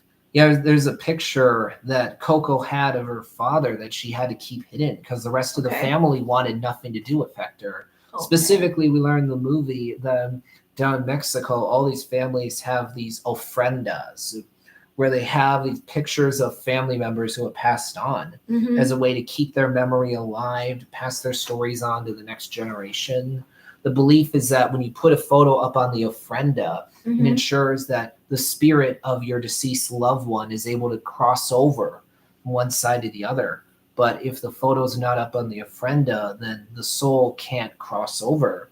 What we see actually is that Hector's face is ripped out from the photo, Yep. which sadly means no one else in the family knows who Coco's father is. Complete mystery to them. He's just nobody. So Hector, for so long, isn't able to cross over. He isn't Mm-hmm. able to see his daughter again. In fact, by the end of the movie, Hector nearly suffers the second death, which is what happens when no one in the living world remembers you anymore. When they have Right. no memory of you. And at that point, who knows what actually happens to you? Mm-hmm. So there's this twist about Ernesto, and you can definitely tell based on what I've said, it gets pretty dark pretty quickly It does. when you learn how bad Ernesto really is. To the point where he's totally fine with killing Miguel, even when he thought Miguel was family to him. And by the end of the movie, it's very satisfying when Hector's family reveal the truth about Ernesto to everyone else. Mm-hmm. So they do not adore Ernesto anymore. Then by the end of the movie, everyone now remembers that Hector is the one who truly deserves to be honored. He's the one who deserves to be remembered. So now they know who wrote these songs for real.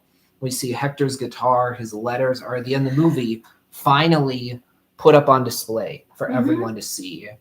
Honestly, I think the way Coco depicts the land of the dead is fantastic.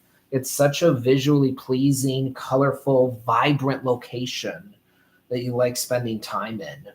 Plus, the characters here are really good. Mm-hmm. You totally understand where they're coming from. In the case of Miguel's, in the case of Tia Victoria, who is one of Miguel's ancestors, Mm-hmm. you get where that pain she feels is coming from. That's coming from a place of trauma. Yeah. So you see it, what she did wasn't good, but you understand why she did it. Miguel is a likable main character. The Mm-hmm. story is absolutely compelling. Hector is fun to spend time with, and then it's really powerful when you get to the end and you learn the truth about him. When you Mm-hmm. learn that he's the one who really wrote the song Remember Me. He did not write it to be a big, powerful song for the whole world. He didn't Mm-hmm. write it to be a big rock ballad or anything like that. No. He meant it as a intimate, personal song for his daughter. And then Ernesto stole Remember Me along with all of Hector's other songs. Mm-hmm. And Hector had to hear for so long, Remember Me.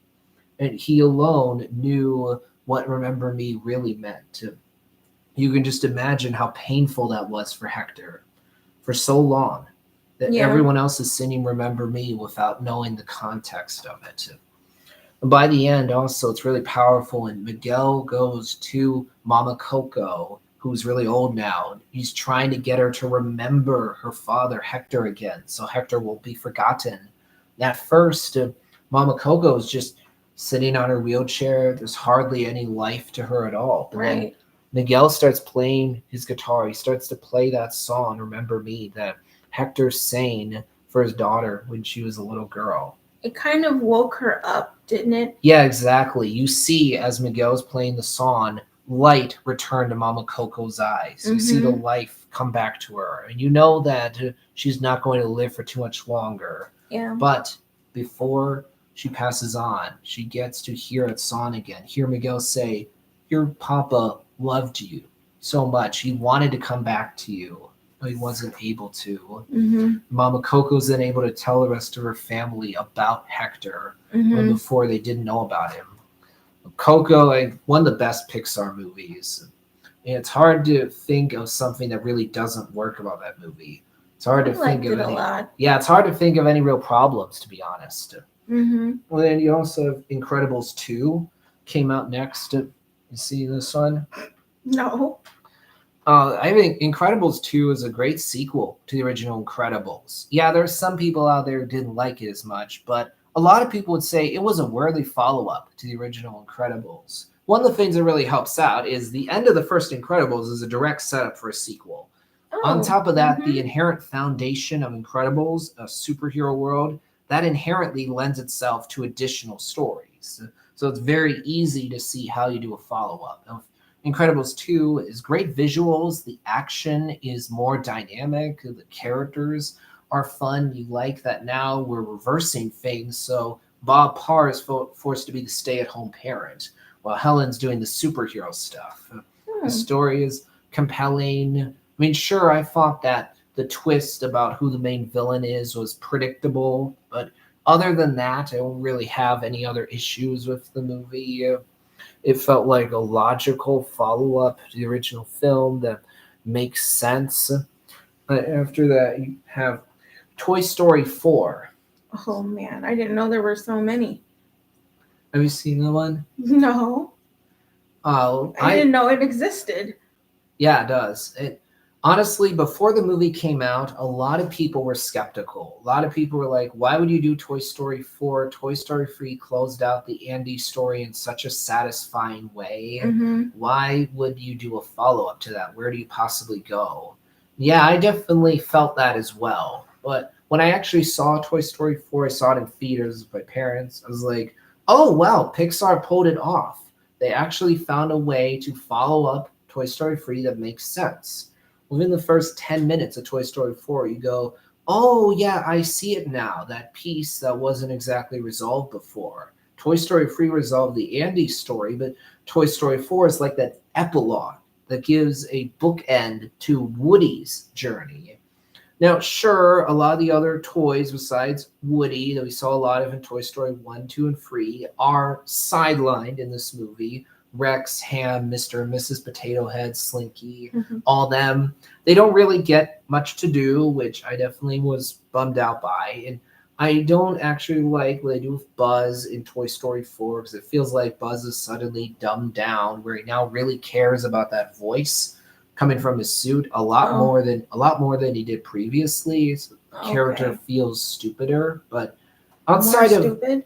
outside of that, I actually really enjoyed Toy Story 4. I like they introduce this character named Forky who has this existential crisis throughout the movie. He sees a fork that's brought to life, and A he do, fork. he doesn't know what to do about that. He thinks he's trash, but then learns that he's not just trash as the movie goes on. They like that you have this character Gabby who's introduced that at first just seems like the villain. There's nothing more to it than that. But as you get later on in the movie, you learn, oh no, actually, it's not just that she's a villain. No, I actually feel sympathy for Gabby. You learn that she really wants to be taken by this one girl. She really wants to be her toy, but she doesn't have a voice box, however. So Gabby's like, Woody, I really would like your voice box so I can be happy, have that life that I want. And at first, it's like, oh, Gabby's going to take Woody's voice box. And also, her ventriloquist dummy companions are pretty creepy.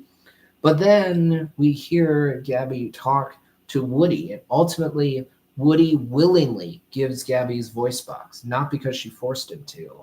And Nice. then Gabby at first thinks that she's going to have a life with this girl that she wanted to have a life with, but then the girl tosses Gabby away. And thus you feel really sorry for Gabby. Oh, that's sad. It You know, is sad. Gabby thought this girl was going to take her with her, but that didn't end up happening. And then Gabby literally says, Woody, you can take your voice box back. But Mm. then by the end of the movie, what's really heartwarming is that Woody, Bo Peep, they're all actually helping Gabby. They get Gabby to be with a human. So she gets a happy ending. It's Nice. like, aw, that's really sweet. And Toy Story 4 ends in a way that's very sad, but also feels right, where Woody actually chooses to go with Bo Peep rather than stay with Buzz, Rex, Ham, Jesse, the rest of them. Mm-hmm. This is something that people are admittedly split on. There are some people that really don't like this ending, that feel it ruins the previous movies, Woody's acting out of character. I don't personally agree with that. I think it makes sense because we see that Bonnie doesn't have the same bond with Andy that Woody did. Mm-hmm. That Andy did, sorry. Yeah. Yeah. Bonnie doesn't have the same bond with Woody the way that Andy did, not as close. Plus, Woody saw that, oh, I could go back with these toys, yes, but is that what I really want? And Mm-hmm. he realized by the end, I don't want to leave Bo Peep again. I had to leave her one time before, and that hurt a lot. I Mm-hmm. don't want to go through that again. Plus, Buzz can clearly see that even though Woody's about to go back with them, he's not truly happy. So Buzz is like, yeah, Woody, go with Bo Peep. Gives Woody his blessing. So see Woody say goodbye to all these toys he's known for so long. Mm-hmm. Hits really hard. I like how Toy Story 4 really is exploring this idea that as you age, as you go through different phases of life, your relationship with the people around you will change. Mm-hmm. Not because you have ill will against them or they have ill will against you, but You just because grown. you're not in the same phase of life as you were before. Sometimes you do end up saying goodbye to people or Mm-hmm. just not having the same relationship with them as you did previously. If you think about it, parenting ultimately is about letting go. Mm-hmm. So that's the thing with Toy Story 4. I'd say if you're an older person, you can resonate and connect with Toy Story 4 a lot more. You see Woody as the guy who's like the parent to this group of toys. And in the end, he lets go. So I think it really works well. I'm a fan of Toy Story 4. Hmm. For some of the reasons I said before, not quite as good as Toy Story 1, 2, and 3, but still really good. I'll have to watch them so I can get caught up on current events. Uh, after Toy Story 4, this movie called Onward came out. So, familiar with that one? Nope.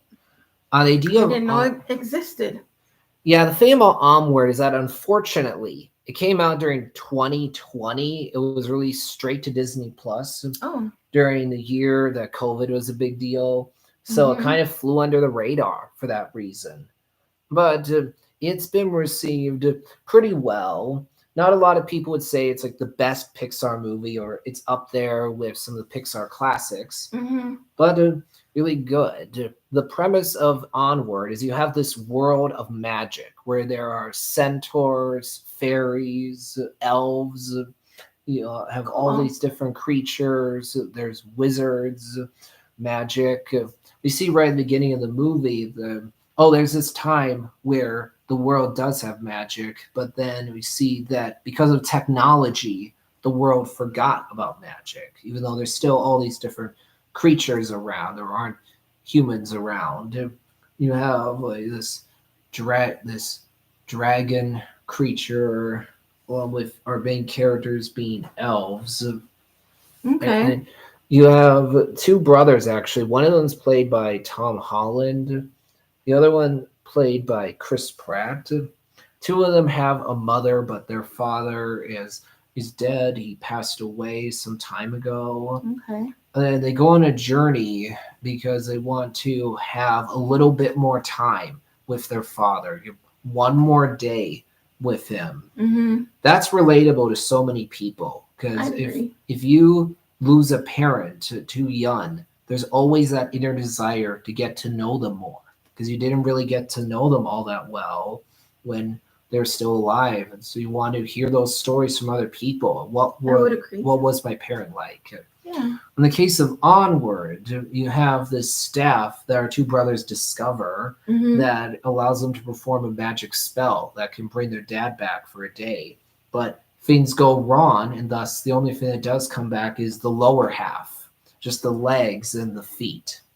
Oh, So that's kind of strange. Ian and Barley then take the lower half of their dad to this place where they can hopefully complete the spell Mm-hmm. so they can have that day with him.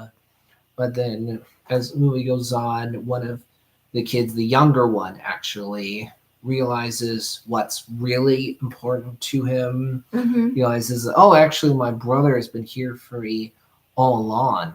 And then you learn later on that, oh, the big kid actually has been living with regret for a while. Mm-hmm. And he had the opportunity to see his dad in the hospital before his dad passed on. He was like, I don't want to see my dad connected to machines, tubes all over him. Yeah. So he decided not to go in. But then his dad died. And ever since then, he's carried that regret with him.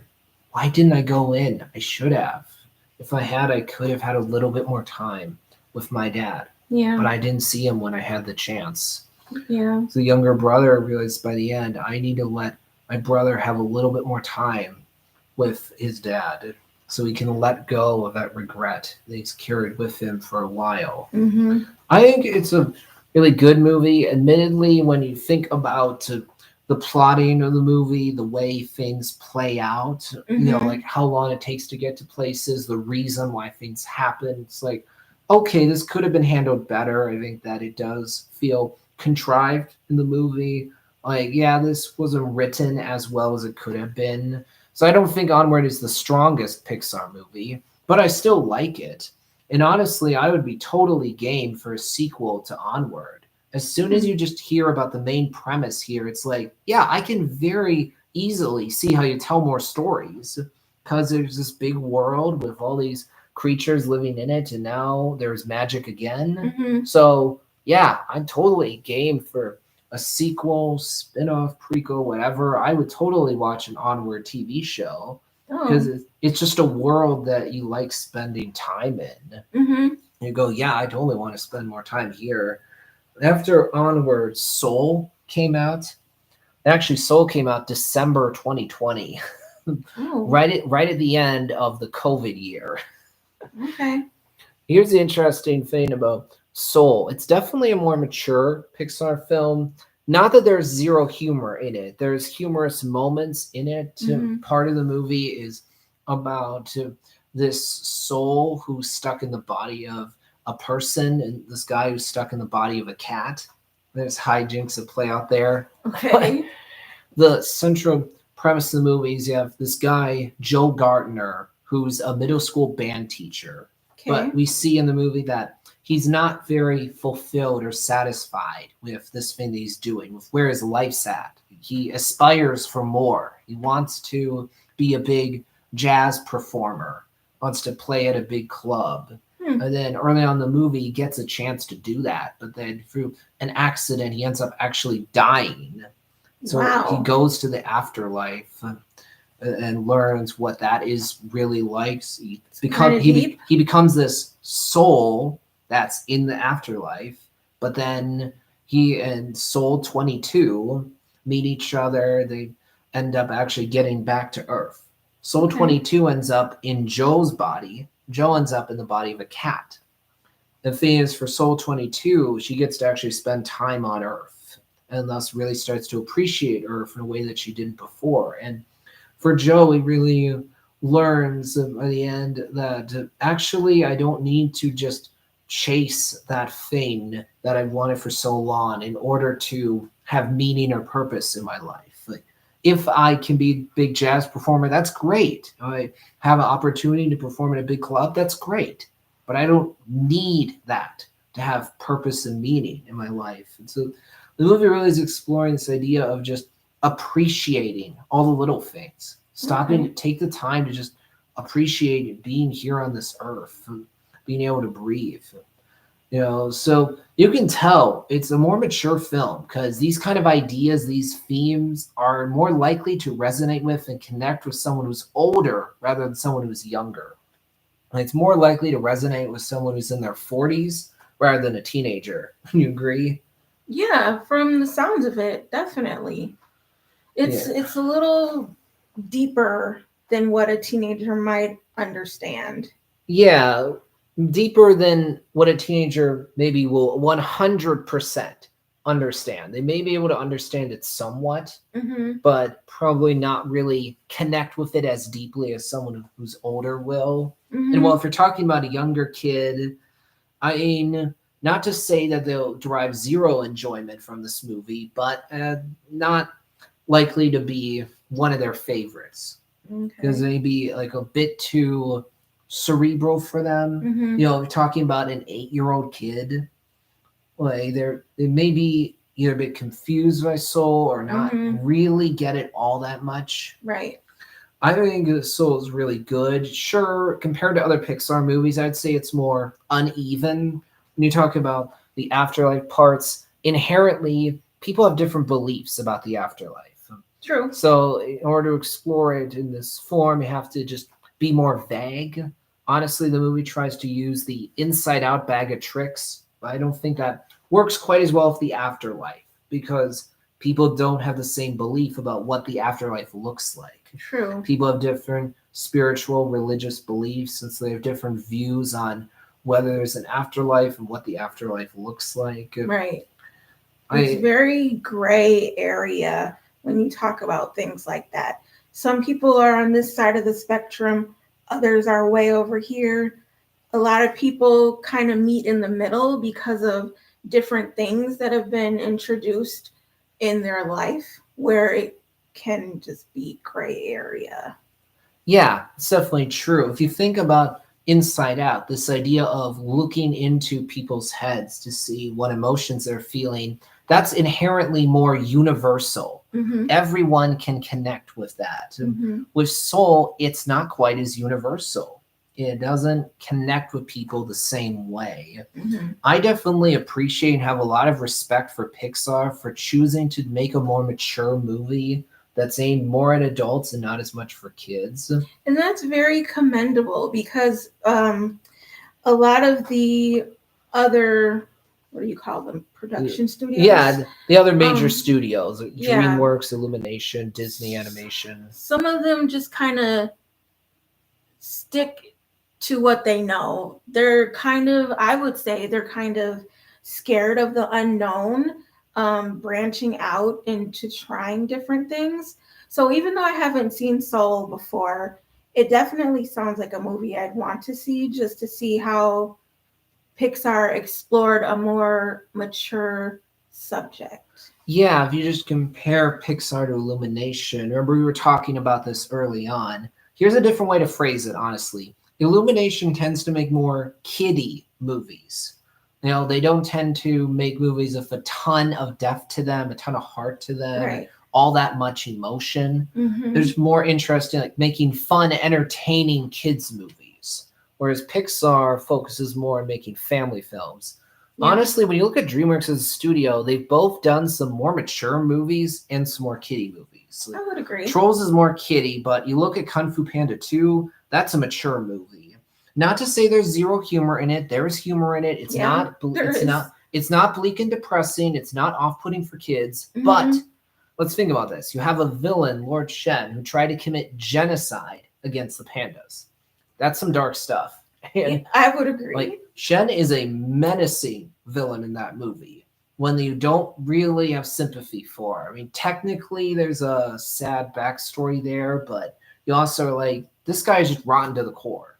That's really an excuse for him to do these horrible things to hurt other people. If you think about the DreamWorks movie Rise of the Guardians, that one's definitely more mature. Because I've never seen it. The idea there is you have all these guardians. You have this older version of Santa Claus. It's not quite as jolly as you'd expect from Santa Claus. And you have a version of the Easter Bunny that's more mean than you'd expect from the Easter Bunny. You also have this Sandman. And you have, I think, another Guardian too. But point is, you have these guardians. You also have this guy Jack Frost, who doesn't really know what his purpose is or what he's doing there. He just is a spirit that can like control ice. And he can, I don't think he can fly, but he can definitely control ice. He's like just going around being mischievous, but he doesn't really know why he's around. What his purpose is, but then he gets basically recruited by the Guardians to help them out. Meanwhile, there's this villain called Pitch Black who wants to get rid of kids' belief in the Guardians and just have everything be darkness instead. Wants the kids all just be afraid. He's a really menacing villain, not a comic one at all. Kind of reminds me of the Snow Queen a little bit. The original story is by Hans Christian Andersen as well. And she is like, she controls ice and snow, and she wants like the hearts of people to become ice. Like she's kind of she's evil in that way. Yeah, that's true. Honestly, Frozen and Frozen 2 sure are inspired somewhat by the original story Snow Queen, Oh, but they're pretty different from the original Snow Queen story, however. okay. In fact, the filmmakers have talked about how in the original version of the story, Elsa was a lot more villainous, but they rewrote the movie to make her more sympathetic, Yeah, to make her not a villain. she's definitely sympathetic in the original story. She's trying to save her friend, this little boy. And I don't remember how he gets caught up with the Snow Queen, but she was like holding him hostage. And as days went on, like he became more and more cold, more and more mean towards, I don't think her name was Elsa in the original, but um, yeah, it was kind of sad. And the girl was hurt by him becoming so cold gradually. And ultimately, they stopped being friends for a little while. Huh, that's definitely interesting. I know for sure I enjoy Frozen 1 and 2.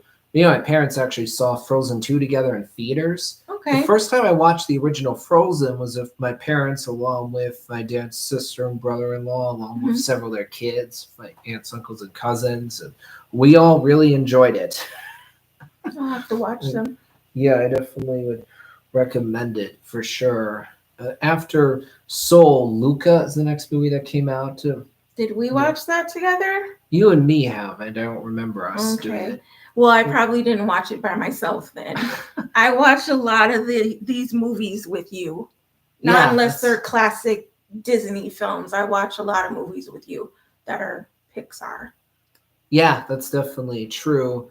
Luca is a good Pixar movie. I don't think it's a top tier Pixar movie. Hmm. Pixar, in this case, basically chose to make a more simple, straightforward movie that's fun. It has some emotion to it, but without having a really hard hitting emotional moment, the way that Finding Nemo does with a Easier to watch without the heaviness of.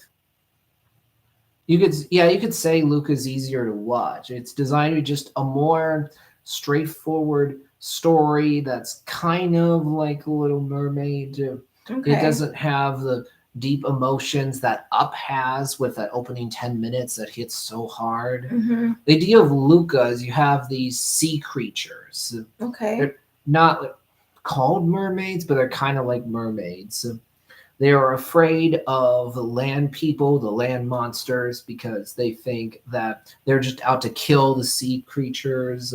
If the humans see us even one time, they'll try to spear us. It And reminds me of The Little Mermaid. yeah, it's a similar kind of idea. You have, in the case of Luca, this boy named Luca. His parents don't want him at the surface. They don't want him thinking about or having anything to do with the surface because they think the surface is a bad place. It's too dangerous. You'll Hmm. be hurt. Stay here where you're safe. That's like Triton's attitude in The Little Mermaid. Hmm. Where Triton Hmm. is like, Ariel, you are going to stay under the ocean. You do not have anything to do with the humans because they are bad. But then Ariel rebels, ends up going to a surface. That's basically what happens with Luca too. In the movie, Luca's parents are trying to get him to stay under the sea, but Luca rebels, goes to the surface, and that's See, in the original Little Mermaid, when she comes of age, you got this pearl that you had to show. It was kind of like a a key or something that would let you go to the surface. So that's different. yeah, it's true. Now They weren't once allowed at all on the surface in the Disney Little Mermaid. Yeah, that's true. Triton very much is like, Ariel, you are going to do exactly what I want. You are going to obey my rules. Stay Hmm. here. Ariel's like, nope, nope, I'm going to a surface. Honestly, Yeah. I would say a good bit of parenting advice is that you have to let your kids have experiences. You Hmm. can't try to shelter them from anything potentially negative at all because that's a surefire way to guarantee rebellion.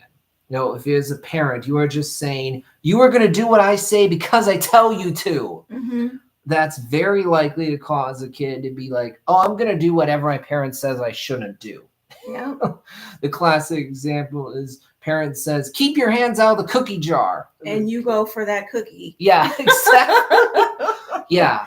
Honestly, as a parent, it's important that you teach your kids how to have experiences safely. Let Mhm. them know that not everyone in the world is good. There are bad people out there who will try to hurt you. But But let them explore. Like, you can't just hold the reins forever. You have to be willing to teach them, but you gotta let go a little bit at a time.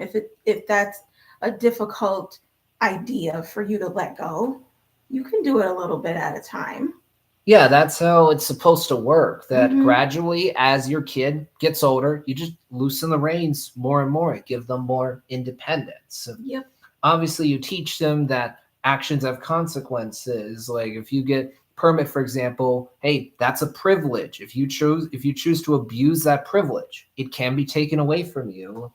But you let them have those experiences. Of Hmm. course, as a parent, you need to know how to be firm when appropriate, discipline when appropriate, to curb bad behavior and encourage good behavior. Well, this is where live and learn comes in.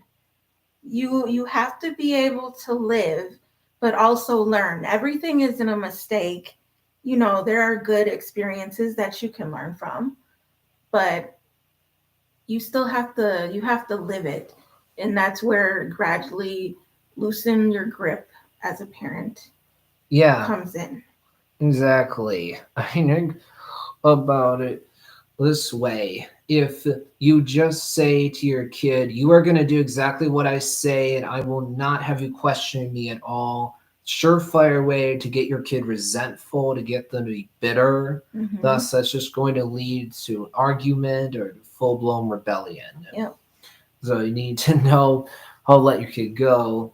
You also know how to have a backbone. I mean, think about the classic movie Willy Wonka and the Chocolate Factory.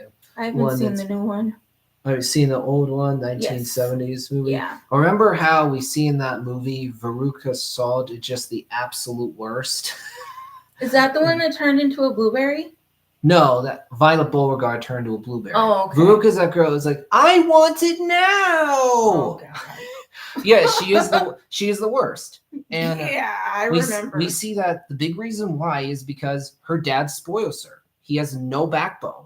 He's not willing to tell his daughter no. He's not willing to punish her when appropriate, to discipline her when he needs to. Hmm. He just lets her get whatever she wants. And that's not a good way to be a parent, because naturally you're teaching your children to be entitled, to be spoiled. Think that, well, I should have this, so I'm going to have this. It's as simple as that. Not, I need to earn this. Yeah, I can say that me and my two other sisters, um, we were spoiled by our uncles, by our grandma, but we also learned how to respect our elders. And that came with, you have to work for what you get. Like, Yeah, I'm not saying it, overwork, but it's not given to you automatically. right. You have to earn it. And if you choose to abuse a privilege that's been given to you, it Hmm. can be taken away so that you learn a lesson. Hmm. When it comes to Luca, here's the interesting thing about this movie. You have antagonistic characters in there, there's a bully in there, Hmm. but it's just like a schoolyard bully. So you're like, okay, this guy's not really evil. He's just a jerk. He's just an unlikable guy who bullies these other people, and then in the end does get his comeuppance.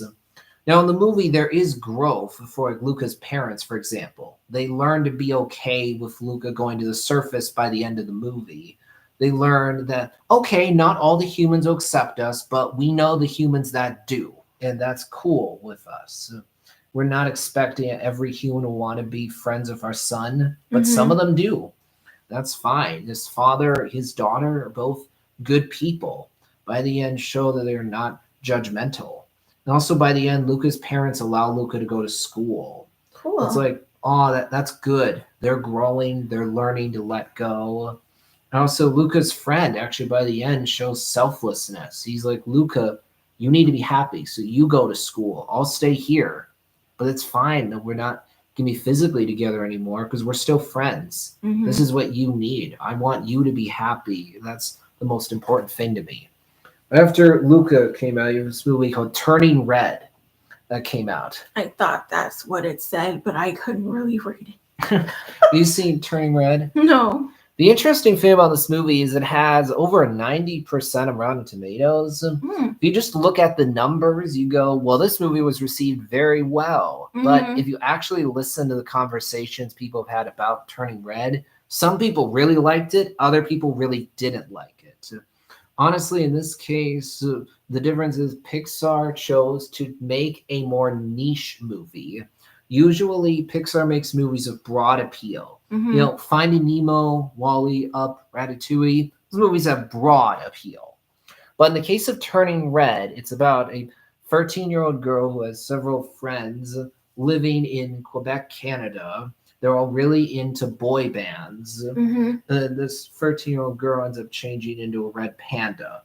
Plus, this movie is dealing with puberty and actually deals with the more sensitive or awkward aspects of puberty, like pads, periods, that kind of stuff. So you see, right, how this is just a more niche movie, doesn't appeal to as many people. It's the type of movie that's going to resonate deeply with some people, but not resonate or connect with other people. And honestly, this movie didn't connect with me. I think it's one of the only Pixar misfires alongside Cars 2. Honestly, sure, there are good things about Turning Red. I think there's some good songs in here. There's some good visuals. I mean, the note the movie ends on is nice, or things are much better than they were previously. Characters have grown. This mom and daughter have a much healthier relationship. But I don't like how overbearing the mom is in Turning Red. How far the movie goes just irritated me, got on my nerves. How unreasonable the mom was being. There's literally a part of the movie where this mom shows up to her daughter's school, says, "You forgot your pads." It shows right there the pads. It's like, seriously? No. Seriously? That's just irritating. I would have just died. And that's so embarrassing. That kind of stuff is irritating to me. Plus, I don't like how our main characters, these teenage girls, are so energetic and hyperactive.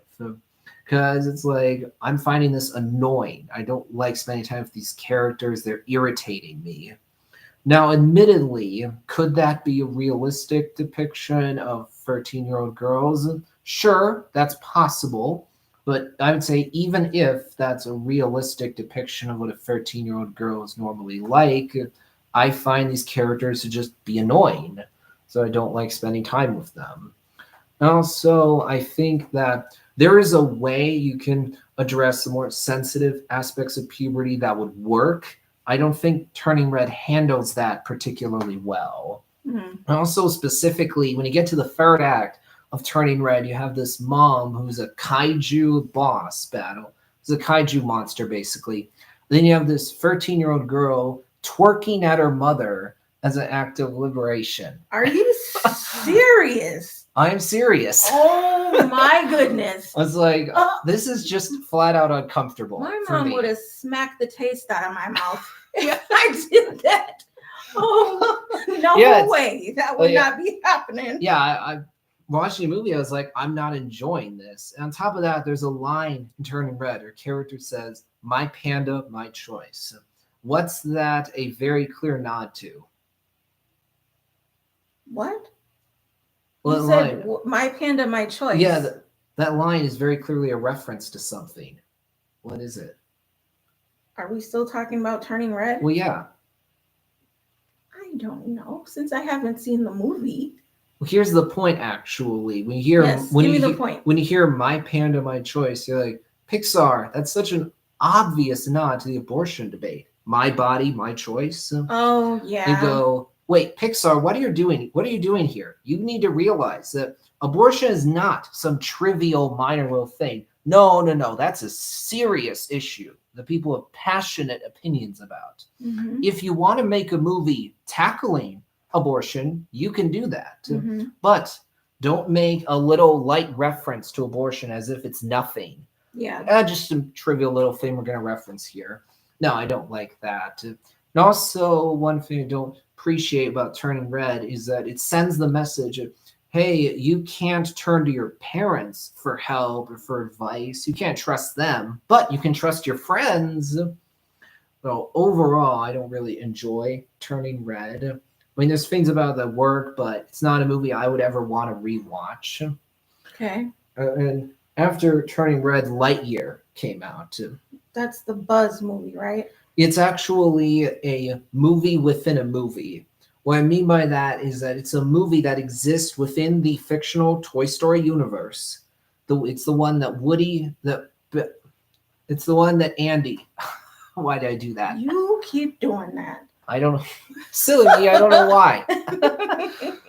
Okay, let's phrase it right. So, movie Lightyear is a movie that exists within the Toy Story universe that Andy saw that prompted him to want a Buzz Lightyear toy.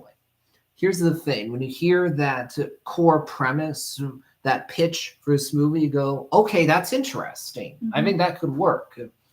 But do I think that Lightyear did a good job with that premise? No, I don't. I saw it in theaters back when it came out in 2022 Mhm. with a friend of mine, and I enjoyed it more when I initially saw it.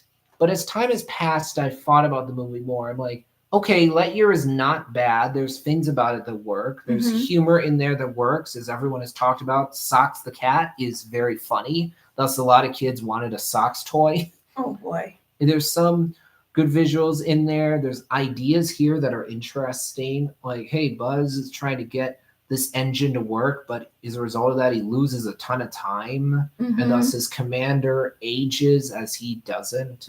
His Commander? Yeah, commander ends up passing away. Oh, wow. Buzz keeps trying to get this engine to work. And then by the end, the commander is actually honored. But I think ultimately Lightyear is a disappointing movie that wasn't as good as it should have been. And the Okay. core reason why is I think filmmakers just wasted the premise. Because when you watch Lightyear, you're like, this is a bleak and gloomy movie that's more introspective. It's about an older Buzz reflecting on his life and feeling regret over past mistakes. You don't buy for a second this is the movie that Andy would see, which would make him want a Buzz Lightyear toy. Because you go, well, Buzz isn't really a space ranger in this movie. He's actually more of an astronaut.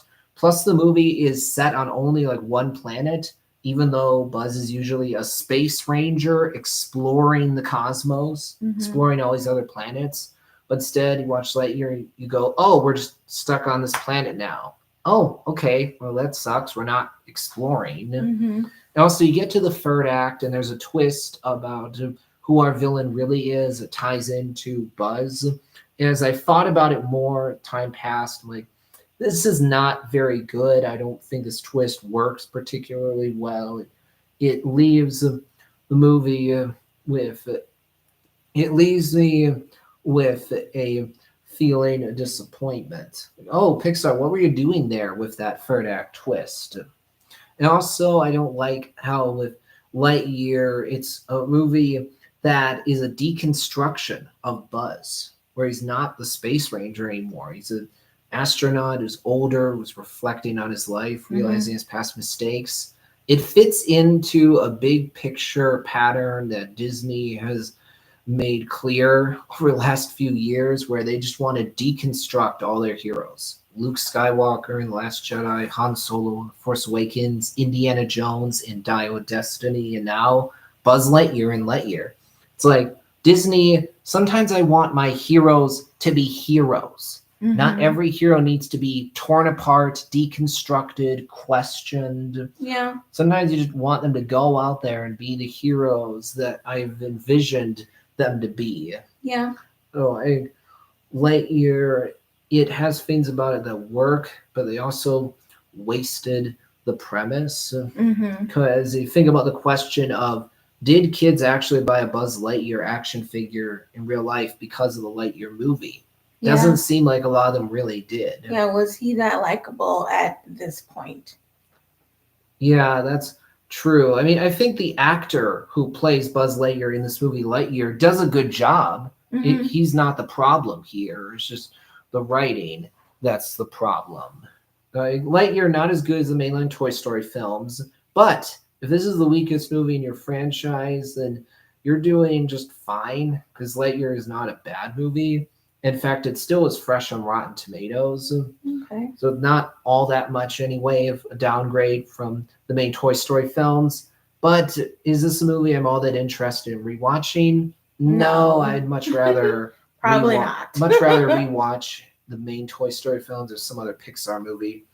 And then Elemental is the next one that came out after Lightyear. Yeah, we saw that. You remember together. that one? Yeah. The idea here is you have this world where there aren't people around. Instead, you have these creatures that are composed of various elements, like fire creature, water creature, Mhm. cloud, all these different kind of Really things. cute.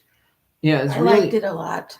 yeah, it's really good. I don't think it's like the strongest Pixar movie. I think there were things about it that could have been handled better. Like in the movie, you have a whole subplot in there about leaky pipes, trying Oh to like yeah, that was too much trying for to me. like get a permit. It's like we don't need all this stuff in here about Yeah. like trying to get some kind of permit, pretty sure, than trying to plug the leak before the whole city floods. It's like Yeah. this is an immigrant tale and also clearly a rom-com. So why do we need all this extra stuff in here? I think you could have either cut that out completely or really trimmed it down, and then the movie would have been better. But I still agree. think They spend too much time on these things. yes, but we still both agree that Elemental's really good. Yeah, it was good. I enjoyed it. Yeah, it has really good visuals. It has a story that you find compelling, Mhm. characters you like spending time with. You really buy into the main dynamic, the bond between our fire lady and the water guy. Hmm. Feels very believable. And also, the music is good as well. I don't remember the music. I mean, think about it. Actually, Coco. That one's actually a musical, which makes it different for Pixar I would film. agree for They that. don't normally tend to do musicals. Also, because Pixar hasn't done any other rom com before, when you look at their filmography, that makes Elemental feel different. Obviously, yeah, there's been a lot of other rom coms before in general, Hmm. but taking that and putting a Pixar twist on it makes it interesting. And then finally, after Elemental, you have Inside Out 2, which I remember You you can and talk me. about that one. I remember you and me. You and me watched that one together. We did.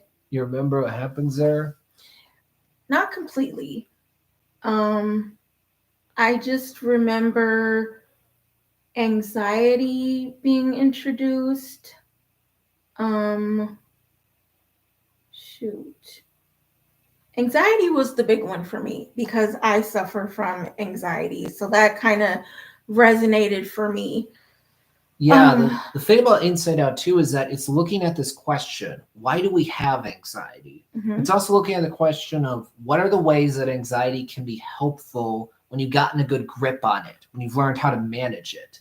But how can Yeah. it be harmful when it's crippling or out of control? Sometimes anxiety comes in with the fight or flight thing. If you're having anxiety about, you've heard of that, right? Yeah. Fight or flight. If you're having anxiety about a situation that you don't necessarily feel comfortable with, you have to choose whether to stay and duke it out or you're out of there based on anxiety sometimes. Yeah, that's very true. So you can see how anxiety can be helpful Mhm. if it gives you that motivation to do what you need to do to get out of that situation. Mhm. Also, think about this. If you're feeling anxiety because you know, well, I have a test tomorrow, I should study for that. Mhm. In that case, anxiety is helpful. But if you're saying to yourself over and over again, I'm not good enough, and thus you're just going into overdrive in order to make everything better, then anxiety has gotten out of control. And actually, in the movie, we see something like that basically happen. But also, I want to note we do meet other emotions besides anxiety. Envy is introduced. That's the adorable emotion, the small light blue one that has big eyes, the hair. And you have embarrassment, that big pink guy in the sweater doesn't Okay. really like to talk. It does one time at the end, and then you have Inui, Ennui. E-N-N- Ennui, that's how it's pronounced. Yeah. Ennui? UI. UI. Yeah. Ennui, that's how you pronounce it. What is that? It's the feeling of boredom. We see Why in didn't they just say boredom? no, I chose to say ennui. Like any Is that a emotion. different language? I think it's French, honestly. Okay. But as we see in Inside Out 2, that feeling of ennui or boredom can be helpful if it lets you keep things under control, if it's what is reining in your emotions so you're not overreacting inappropriately to a situation, then it's a good thing. But if ennui or boredom gets out of control to the point where you take no joy from anything, if you're just bored by everything, then it's become a bad thing. I would say boredom would be a good way to think about learning, because if you're getting bored, most likely you would want to explore other things where you're not bored, where you're teaching yourself other and new things. Yeah, that's very true. Here's the other thing that's important about Inside Out 2. We see that Riley is becoming a teenager. She's Mhm. 13 years old in the movie, so she's transitioning from a young child, 8, 10 years old, to a teenager, 13 years old. Mhm. We see that as she's getting older, friends are becoming more important. Early on in the movie, the emotions, joy, sadness, anger, fear, disgust are like, oh, there's Friendship Island. It's a really big island. And Mhm. sadness is saying to Joy, well, where's Family Island? Joy has sadness look through binoculars and she says, oh, there's Family Island. It's a I remember small that. little thing. It's like, well, yeah, that makes sense. As you get older, you have a different relationship with your parents compared to the one you had when you were 5. Right. As you get older, you don't need parents over supervising you. Now, sometimes when kids become teenagers, they have trouble understanding where their parents are coming from. Mhm. Sometimes parents have trouble understanding their kids once they become teenagers. But you always, pretty much always, end up understanding Mhm. after time has passed. I think you'd agree there are people out there who are like, oh, there was a point in my life where I wanted nothing to do with my parents. Mhm. A lot of teenage girls, honestly, will tell you, yeah, at that point in time, I was like, I want nothing to do with my mom. I am doing my own thing. I don't want her around. But then after a certain point, it's like, oh yeah, my mom still loves me, cares about me. Yeah, I do want her in my life. You know what I mean? Yeah. That conflict can happen. Mhm. Inside Out 2, Riley, right at the beginning, is in this hockey game. She performs rather well. And so this coach is like, hey, how about you, Riley, and your friends here join me for this skills camp that's going to be happening for a few days. Riley ends up going there with Bree and Grace. But Riley learns at the beginning of the movie that Bree and Grace got assigned to a different high school. So she's not going to be seeing them at a certain point. So Riley isn't sure how to deal with that. Mhm. Obviously, it's sad because Mhm. Riley is good friends with Bree and Grace. And also, there's this older girl named Valentina Ortiz that Riley clearly looks up to, idolizes, because Val is really skilled. Mhm. So they get to the skills camp, but Riley's trying to get in close with Val, Mhm. be friends with Val and her group. So she ends up, unfortunately, leaving Bree and Grace behind. Oh. Ringing bells? Yeah. And we I also, remember. yeah, we also see that inside Riley's head, anxiety is the one who's pushing for Riley to have new friends. She's telling the other emotions, well, my job is to prepare for the future. Fear over here protects Riley from things she can see. My job is to protect her from things she can't see. So anxiety is pushing Riley to go towards Val and her group. Mhm. So Riley ends up leaving behind her friends. Also, anxiety ends up actually kicking out joy, sadness, anger, fear, and disgust. So they're not in headquarters anymore because she doesn't think Riley needs them any longer. She thinks me, envy, embarrassment, ennui will be able to help Riley, will be able to take care of her. That's unfortunate. The thing that works really well about the movie, to be honest, is that when you think about the character of anxiety, you go, okay, she's responsible for a lot of the conflict that happens in the movie, But let me ask you a question. Are anxiety's motivations villainous or nefarious? You, I kind of see it both ways, to be honest. The thing is that the movie makes it a point to say that actually anxiety is well intentioned. The Mm-hmm. core reason why anxiety is doing what she's doing is that she doesn't want Riley to be alone. She wants Riley to have friends. She wants Yeah. Riley to prepare for the future. She thinks that getting in with Val's group, getting them to accept Riley, think that Riley is cool, is the best thing for Riley. She thinks that's what'll help her.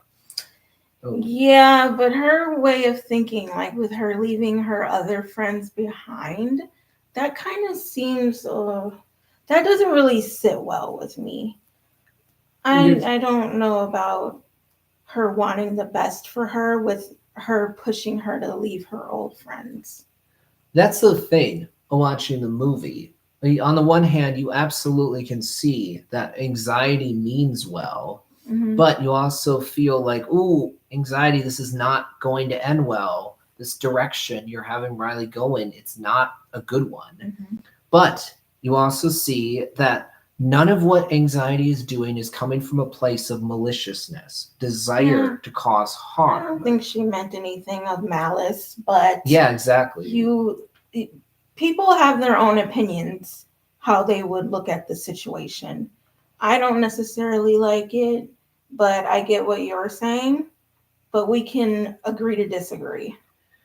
Yeah, it's definitely true. The thing is that when you get to the end of the movie, it's really hard that as soon as anxiety hears Riley's voice say, I'm not good enough, that's when the new sense of self is being formed. Anxiety is at first excited, like, yes, yes, this is good. But Hmm. then as soon as she hears Riley say, I'm not good enough, you can see in anxiety's face, hear in her voice. She's like, what? No, that's not what I was going for. This is bad. But then anxiety thinks that she can fix it. She's frantic to do that. It's like, oh, actually, it's fine. No, no, just Riley knows there's room for self improvement. She'll be fine. Anxiety is at the controls. She really wants Riley to get free goals because she thinks if Riley can just get free goals, she'll be accepted. She'll have a tribe. She'll have new friends. Everything will be good. Hmm. So anxiety is causing Riley to just go into overdrive. So Riley is really, really trying hard to get free goals. She's playing more aggressively to the point where the other members of her team are like, hey, Riley, what are you doing? We're on the same team. Why are you seemingly playing against us? Hmm. And then you get to that moment where Riley accidentally bumps into her friend, or actually more it crashes into her. Yeah. And at that point, you hear Envy actually say, oh no, we heard Grace. She immediately is like, oh no, that's bad. Hmm. Anxiety, you can hear her voice is feeling despair now. Like, I didn't see her. It happened so fast. The anxiety at that point is like, oh no, this is bad. This isn't what I was going for. And then Yeah. anxiety is like, I can fix it. I can fix it. You need to score, Riley, or else this will all have been for nothing.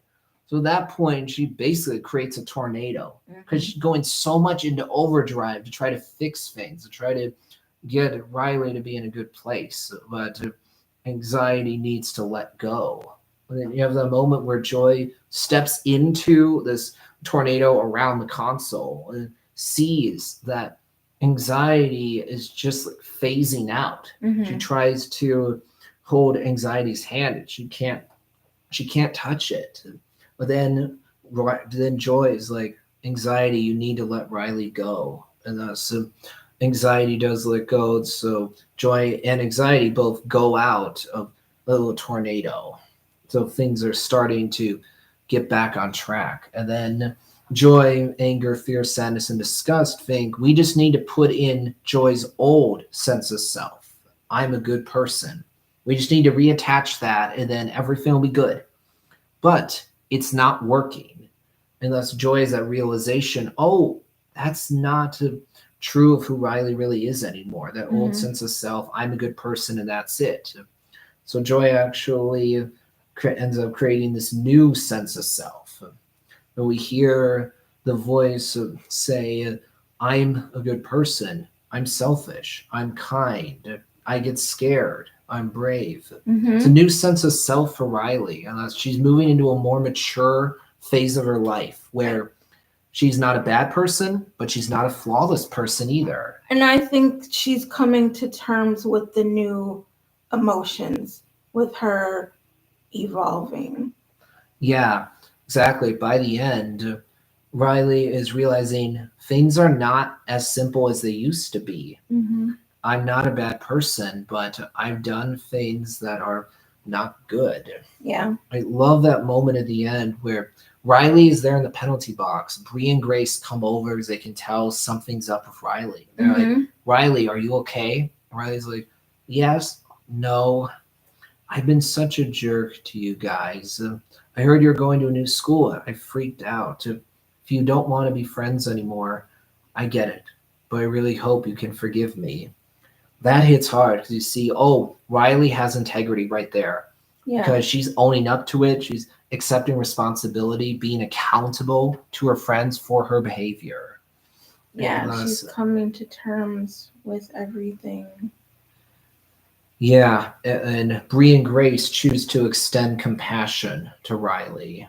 And then, as soon as the sun comes in, you hear that main theme for these movies play once again. It feels so good. Oh, good. Okay. Things have been resolved. Things are good now. All the conflict has been worked out. Mm-hmm. Now, Riley is just playing hockey because she loves that sport, Mm-hmm. because it's what makes her happy. She's no longer in overdrive playing aggressively because she has to get free goals. Mm-hmm. Now it's just, well, I like playing hockey. I like playing for my friends. Yeah, I feel like she was taking the fun out of it.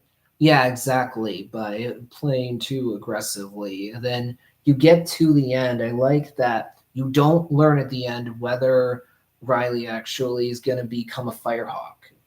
We don't know. Riley gets an email, but then we don't see what it says. Mm-hmm. So it makes the point that Riley's going to be okay no matter what. She'll be okay either way, whether she becomes a Firehawk now or not.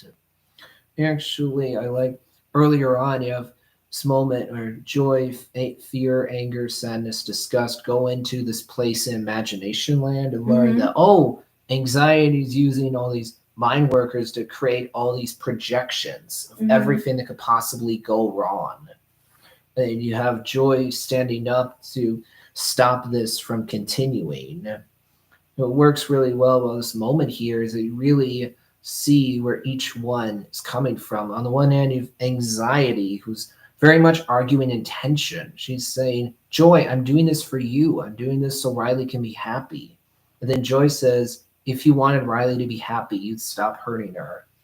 Works well because you know that both of them are telling the truth. Mm-hmm. On the one hand, anxiety is not lying. She is well intentioned. She doesn't actually want to hurt Riley. She thinks that what she's doing is what's best for Riley, Mm-hmm. but because she thinks that this is all going to work out well for Riley, she's not seeing the negative impact her actions are having on Riley. You know, Joy is also correct. While anxiety's heart is in the right place, what she's doing is hurting Riley. You see that Riley can't get to sleep because her mind just keeps going Mm-hmm. because she keeps thinking of all these things that could go wrong. So Yeah. you're like, yeah, that's the thing. If anxiety is like preventing you from sleeping because Yeah. your brain just keeps thinking, then I know it's that all too then well. it's not a good thing. Yeah. But if anxiety is what's giving you motivation and drive to do something you need to do or come up with a plan, then it's a good thing. And also, when you think about emotions like anger and joy, actually, and Inside Out too, you have moments where they behave in a way that you don't expect. Like you have that moment where anger, fear, sadness, and disgust are saying to joy, this is all going so wrong. And anger is like, well, if joy can't see that, she's delusional. And then Mm-hmm. joy's like, delusional? And then she just full on snaps at them, saying, of course I'm delusional. Do you think it's easy for me to be happy all the time, especially with you all complaining? all the other emotions are like, oh, She oh, snaps. wow. It's not what you'd expect. No, You it's actually hear that Joy actually is feeling anger in that moment. And then you actually see the emotion of anger offering comfort to Joy. He's like, Joy, you made a lot of mistakes. A lot. You'll make a whole lot more. But if you let that stop you, we might as well lie down here and give up. That's Yeah. not what you'd expect from anger. It's No. not the way it usually behaves. In fact, actually, when all five core emotions are in that place in imagination land, there's literally a moment where anger is like, we'll buy flowers for the losing team. The rest of them, I remember that. joy, sadness, fear, and disgust, are all looking at anger like, what, really? Anger is like, what? I can't always be the rage guy. In fact, by the end of the movie, anger actually has Pouchy on him. And we think about sadness, fear, and disgust, they all get their moments to shine. Like toward the end, you have the moment of fear being the one to have the parachute in order to save them. And you think about disgust, actually. She's the one who believes in Lance Slashblade. And Yeah. think about sadness. She's the one who's able to get into headquarters to try to stop anxiety. Actually, in terms of embarrassment, we see he actually chooses to help sadness. And then in case of ennui, for a lot of the movie, he's definitely more apathetic and indifferent. He very much looks and acts like a typical bored teenager on their phone. Doesn't really care. Like, oh, whatever. But then you have the moment where Ennui's like, wait, where's my phone? Where's my phone? He actually stands up for once. Yeah. And at the end, you have that moment, actually, it's really powerful, where all the emotions just hug Riley's new sense of self, a more complicated one. You don't even say anything, but all of them together hug that sense of self and thus make it clear we love Riley. We love all of who Riley is, both the good and the bad. Actually, specifically in the case of Joy, you have that moment at the end of the movie where Joy is a realization.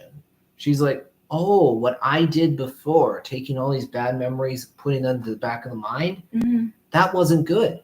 I was actually hurting Riley because I wasn't letting her sense of self be more complex.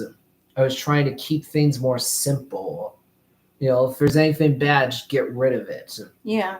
That's not what Riley needs anymore. And also, when you hear anxiety at the end, say, Joy, I'm sorry. I just wanted to protect her. But you're right. We don't get to choose who Riley is. That hits really hard.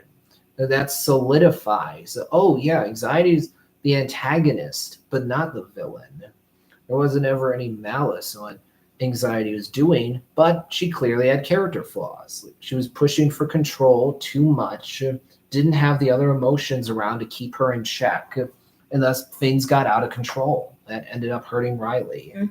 Actually, right at the end, too, I like how the other emotions have figured out how to help anxiety keep things in control. At the end, you have that moment where anxiety is like, oh, we're going to disappoint mom and dad, and then we'll end up dying alone on a bench. Yeah, and Joy is like, hold on, anxiety, let's take it down a notch, okay? Is any of that happening right now? No. All right, then let's focus on what can we control. So then Joy leads anxiety back to this chair like that vibrates because it's comforting for anxiety. So anxiety is sitting down in her chair. That helps her to calm down. She's like, oh, yes, that feels good. Then she says, what's something we can control? Oh, yeah, we got a test for tomorrow. Let's study for that. Spanish one specifically. So she gives that advice, all the other emotions. Like, good one, anxiety. So by the end, it's like, oh, that's heartwarming.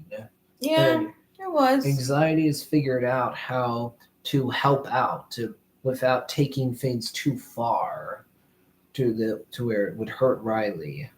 And then actually, right at the end, when all the emotions, like say something about Riley, it hits hard. You know, where it's like, oh, Riley can be a bit sarcastic at times. Sometimes she's too hard on herself. All these things. anxiety is like, I love our girl. And they're all like, yeah, we love Riley. Everything that makes her who she is. Mm-hmm. That's what Joyce says right at the end. It's like, oh, that's really sweet. And I think you'd agree, honestly. Inside Out is one of these things that you very much want to get more of. With the central premise, it's like, yeah, we could absolutely easily do an Inside Out 3. We could do an Inside Out 4. Because as you age, your emotions change. You get Yeah, more complicated as you grow up. So they it's a do. premise that naturally lends itself to a sequel. So that actually is all the theatrically released Pixar movies right there. All 28 of them. So Oh, yeah, we've now gone through all the theatrically released Pixar films. So it's clear okay. it's clear looking at all of them Mm-hmm. that Pixar is one of the top animation studios. People are like, yeah, Pixar is the premium studio Mm-hmm. putting out movies right now. Whereas something like DreamWorks just had a lot more ups and downs. But the only other thing to mention here is you have Planes 1 and 2. Those are put out by a separate studio called Disney Toon Studios. Disney Tunes. Yeah, they are spin-offs to the Cars movies. So they're Mm-hmm. connected to Pixar, but without being a theatrically released Pixar film. Planes 1 and 2 are direct-to-video spin-offs. Okay. So I'd say, man, if Cars 2 had been more like Planes 1 and 2, then it would have worked a lot better. It was in the case of Planes 1 and 2, it's like, yeah, makes this totally makes sense. Mm-hmm. I will say the idea that you have a whole world with cars, it does raise a lot of questions about the logistics of how a world like that would actually function. It's just something many people have talked about before. I think that when you hear, oh, toys come to life, it's like, yeah, that makes sense. But when you hear there's a whole world composed of sentient vehicles, Yeah. there's questions that come with that. How does that actually work? Yeah. That's all the Pixar movies right there. This year, getting the movie Elio. Do you know what that one is about at all? Mm-mm. The idea of that one is you have this little boy who ends up communicating with aliens. So he ends up being known as some kind of ambassador for Earth. Mm-hmm. Seems like there's a misunderstanding that happens there. So I'm like, okay, that's interesting. Pixar hasn't done a story about aliens before. They've done one about sentient cars, sentient toys, bugs that can talk, Mm-hmm. Yeah. but one about the afterlife. But they haven't yet done a story about aliens. Mm. Well, let's look forward to it. Yeah, for sure. And seems like we're going to be getting Toy Story 5 at some point. Really? Yeah, I remember seeing that. And well, I mean, hopefully that one will be good, but I don't know. Is there a story to tell with Toy Story 5? I'm not sure about that, to be honest. Yeah. That seems more dubious. Then I try to think what else is coming in the future of Pixar. I'm pretty sure it's been announced there'll be a new Cars movie. Are you serious? Honestly, when it comes to Pixar franchises, I think that Cars is the weakest Pixar franchise, but I don't think that means it's a bad franchise. Honestly, I think most of the Cars movies are good. Just Cars 2 is a big misfire. It's honestly a movie you could skip and not feel like you've missed anything. Mm-hmm. You can just watch Cars 1 and then Cars 3, and you're not going to feel like you're missing anything in the middle, because Cars 2 is this weird rabbit trail about spies, espionage, Mm-hmm. all this stuff. It doesn't feel like it really fits in the Cars franchise. It's too big a leap. Mm-hmm. Other than Toy Story 5, Cars 4, and Elio? yeah, other than all these movies, I can't really think of other ones that are coming up for Pixar. I mean, a lot of people in general would agree that ever since Toy Story 3, things haven't been quite as strong as they were during those first 15 years. And I mean, I would agree with that. But at the same time, there are people out there who take the position of Pixar should have stopped after Toy Story 3. That should have been their last movie. And I don't get that at all. I don't see how that makes any sense. Mm-hmm. Because, like, hold on a minute. According to you, we should never have gotten Inside Out? Really? According to you, no Coco? Really? No Soul, no Luca, no Onward? There's been a lot of good movies that have come out after those first 15 years. Mm-hmm. I mean, if your expectation is that a studio has to be as consistent as Pixar was during the first 15 years in order to be around, Mm-hmm. that's a very unrealistic expectation. It is. If that is what you think, then basically no studio will be putting out movies anymore. Because not really anyone else ever had a run as consistent as Pixar did during the first 15 years. Mm-hmm. Keep in mind, too, after Toy Story 3 came out in 2010, things really changed a lot. I mean, for one, because of COVID, and also because of the introduction of streaming, introduction of Disney Plus. Mm-hmm. That really changed things. Because here's the thing: 3 Pixar movies went straight to Disney Plus. Onward, Soul, Turning Red didn't initially get a theatrical release. They ended up getting it in theaters later, but initially they went straight to Disney Plus. Mm-hmm. So inherently, that just changes how you feel about Pixar. You know, because it goes from being this thing you pay to see in the theaters to just something that casually just stream on Disney Plus. You know, it's a different thing. In general, streaming has definitely changed up things, that's for sure. It has. Because there's so many options. It really is. You would know. Yeah, I have several streaming services, just with Disney Plus, Netflix, Amazon Prime, Peacock, HBO Hulu. Max. Yeah, Hulu. I don't think I have Hulu right now, but You don't? no, but even just with Disney Plus, Netflix, Amazon Prime, Peacock, HBO Max, that's already so much content. You wouldn't ever be able to watch all of it. No. Totally unrealistic to say, like, I'm going to watch all of Simpsons, all of SpongeBob, all of these other shows.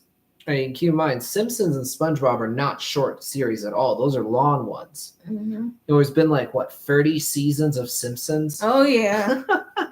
So if you try to watch every season, every episode, that would take a while. It would. Just like how it would take a long time to watch all of SpongeBob. It would. Honestly, it's one of those things where I've had an awareness of SpongeBob for a long time. Mm-hmm. I've caught a little bit of it over the years. I love SpongeBob. Enough to know the character names: SpongeBob, Patrick, Mr. Krabs, Plankton, Squidward. Yeah, exactly. I caught enough of it over the years to know the general idea here. You have this guy, Mr. Krabs, that owns this restaurant. He makes these burgers called the Krabby Patty that everybody loves. Mm-hmm. SpongeBob is the one in the kitchen, making the Krabby Patties. Mr. Plankton is always the one trying to steal the secret formula. Mm-hmm. Patrick is the starfish friend. Mm-hmm. Admittedly, not long ago, I did actually watch several SpongeBob movies. I've now actually seen 4 of them. Yeah, they keep coming out with them. I think they're actually pretty good. Mm-hmm. But the thing is, at this point, I haven't watched that many episodes of the actual SpongeBob TV show. I still just caught a little bit of it over the years, but not much. Mm-hmm. I certainly remember the theme song. It's pretty catchy. I know you do. Are you ready, kids? Aye, aye, Captain. I can't hear you. Oh, who lives in a pineapple under the sea? SpongeBob SquarePants. Absorbent and yellow and porous the sea. SpongeBob SquarePants.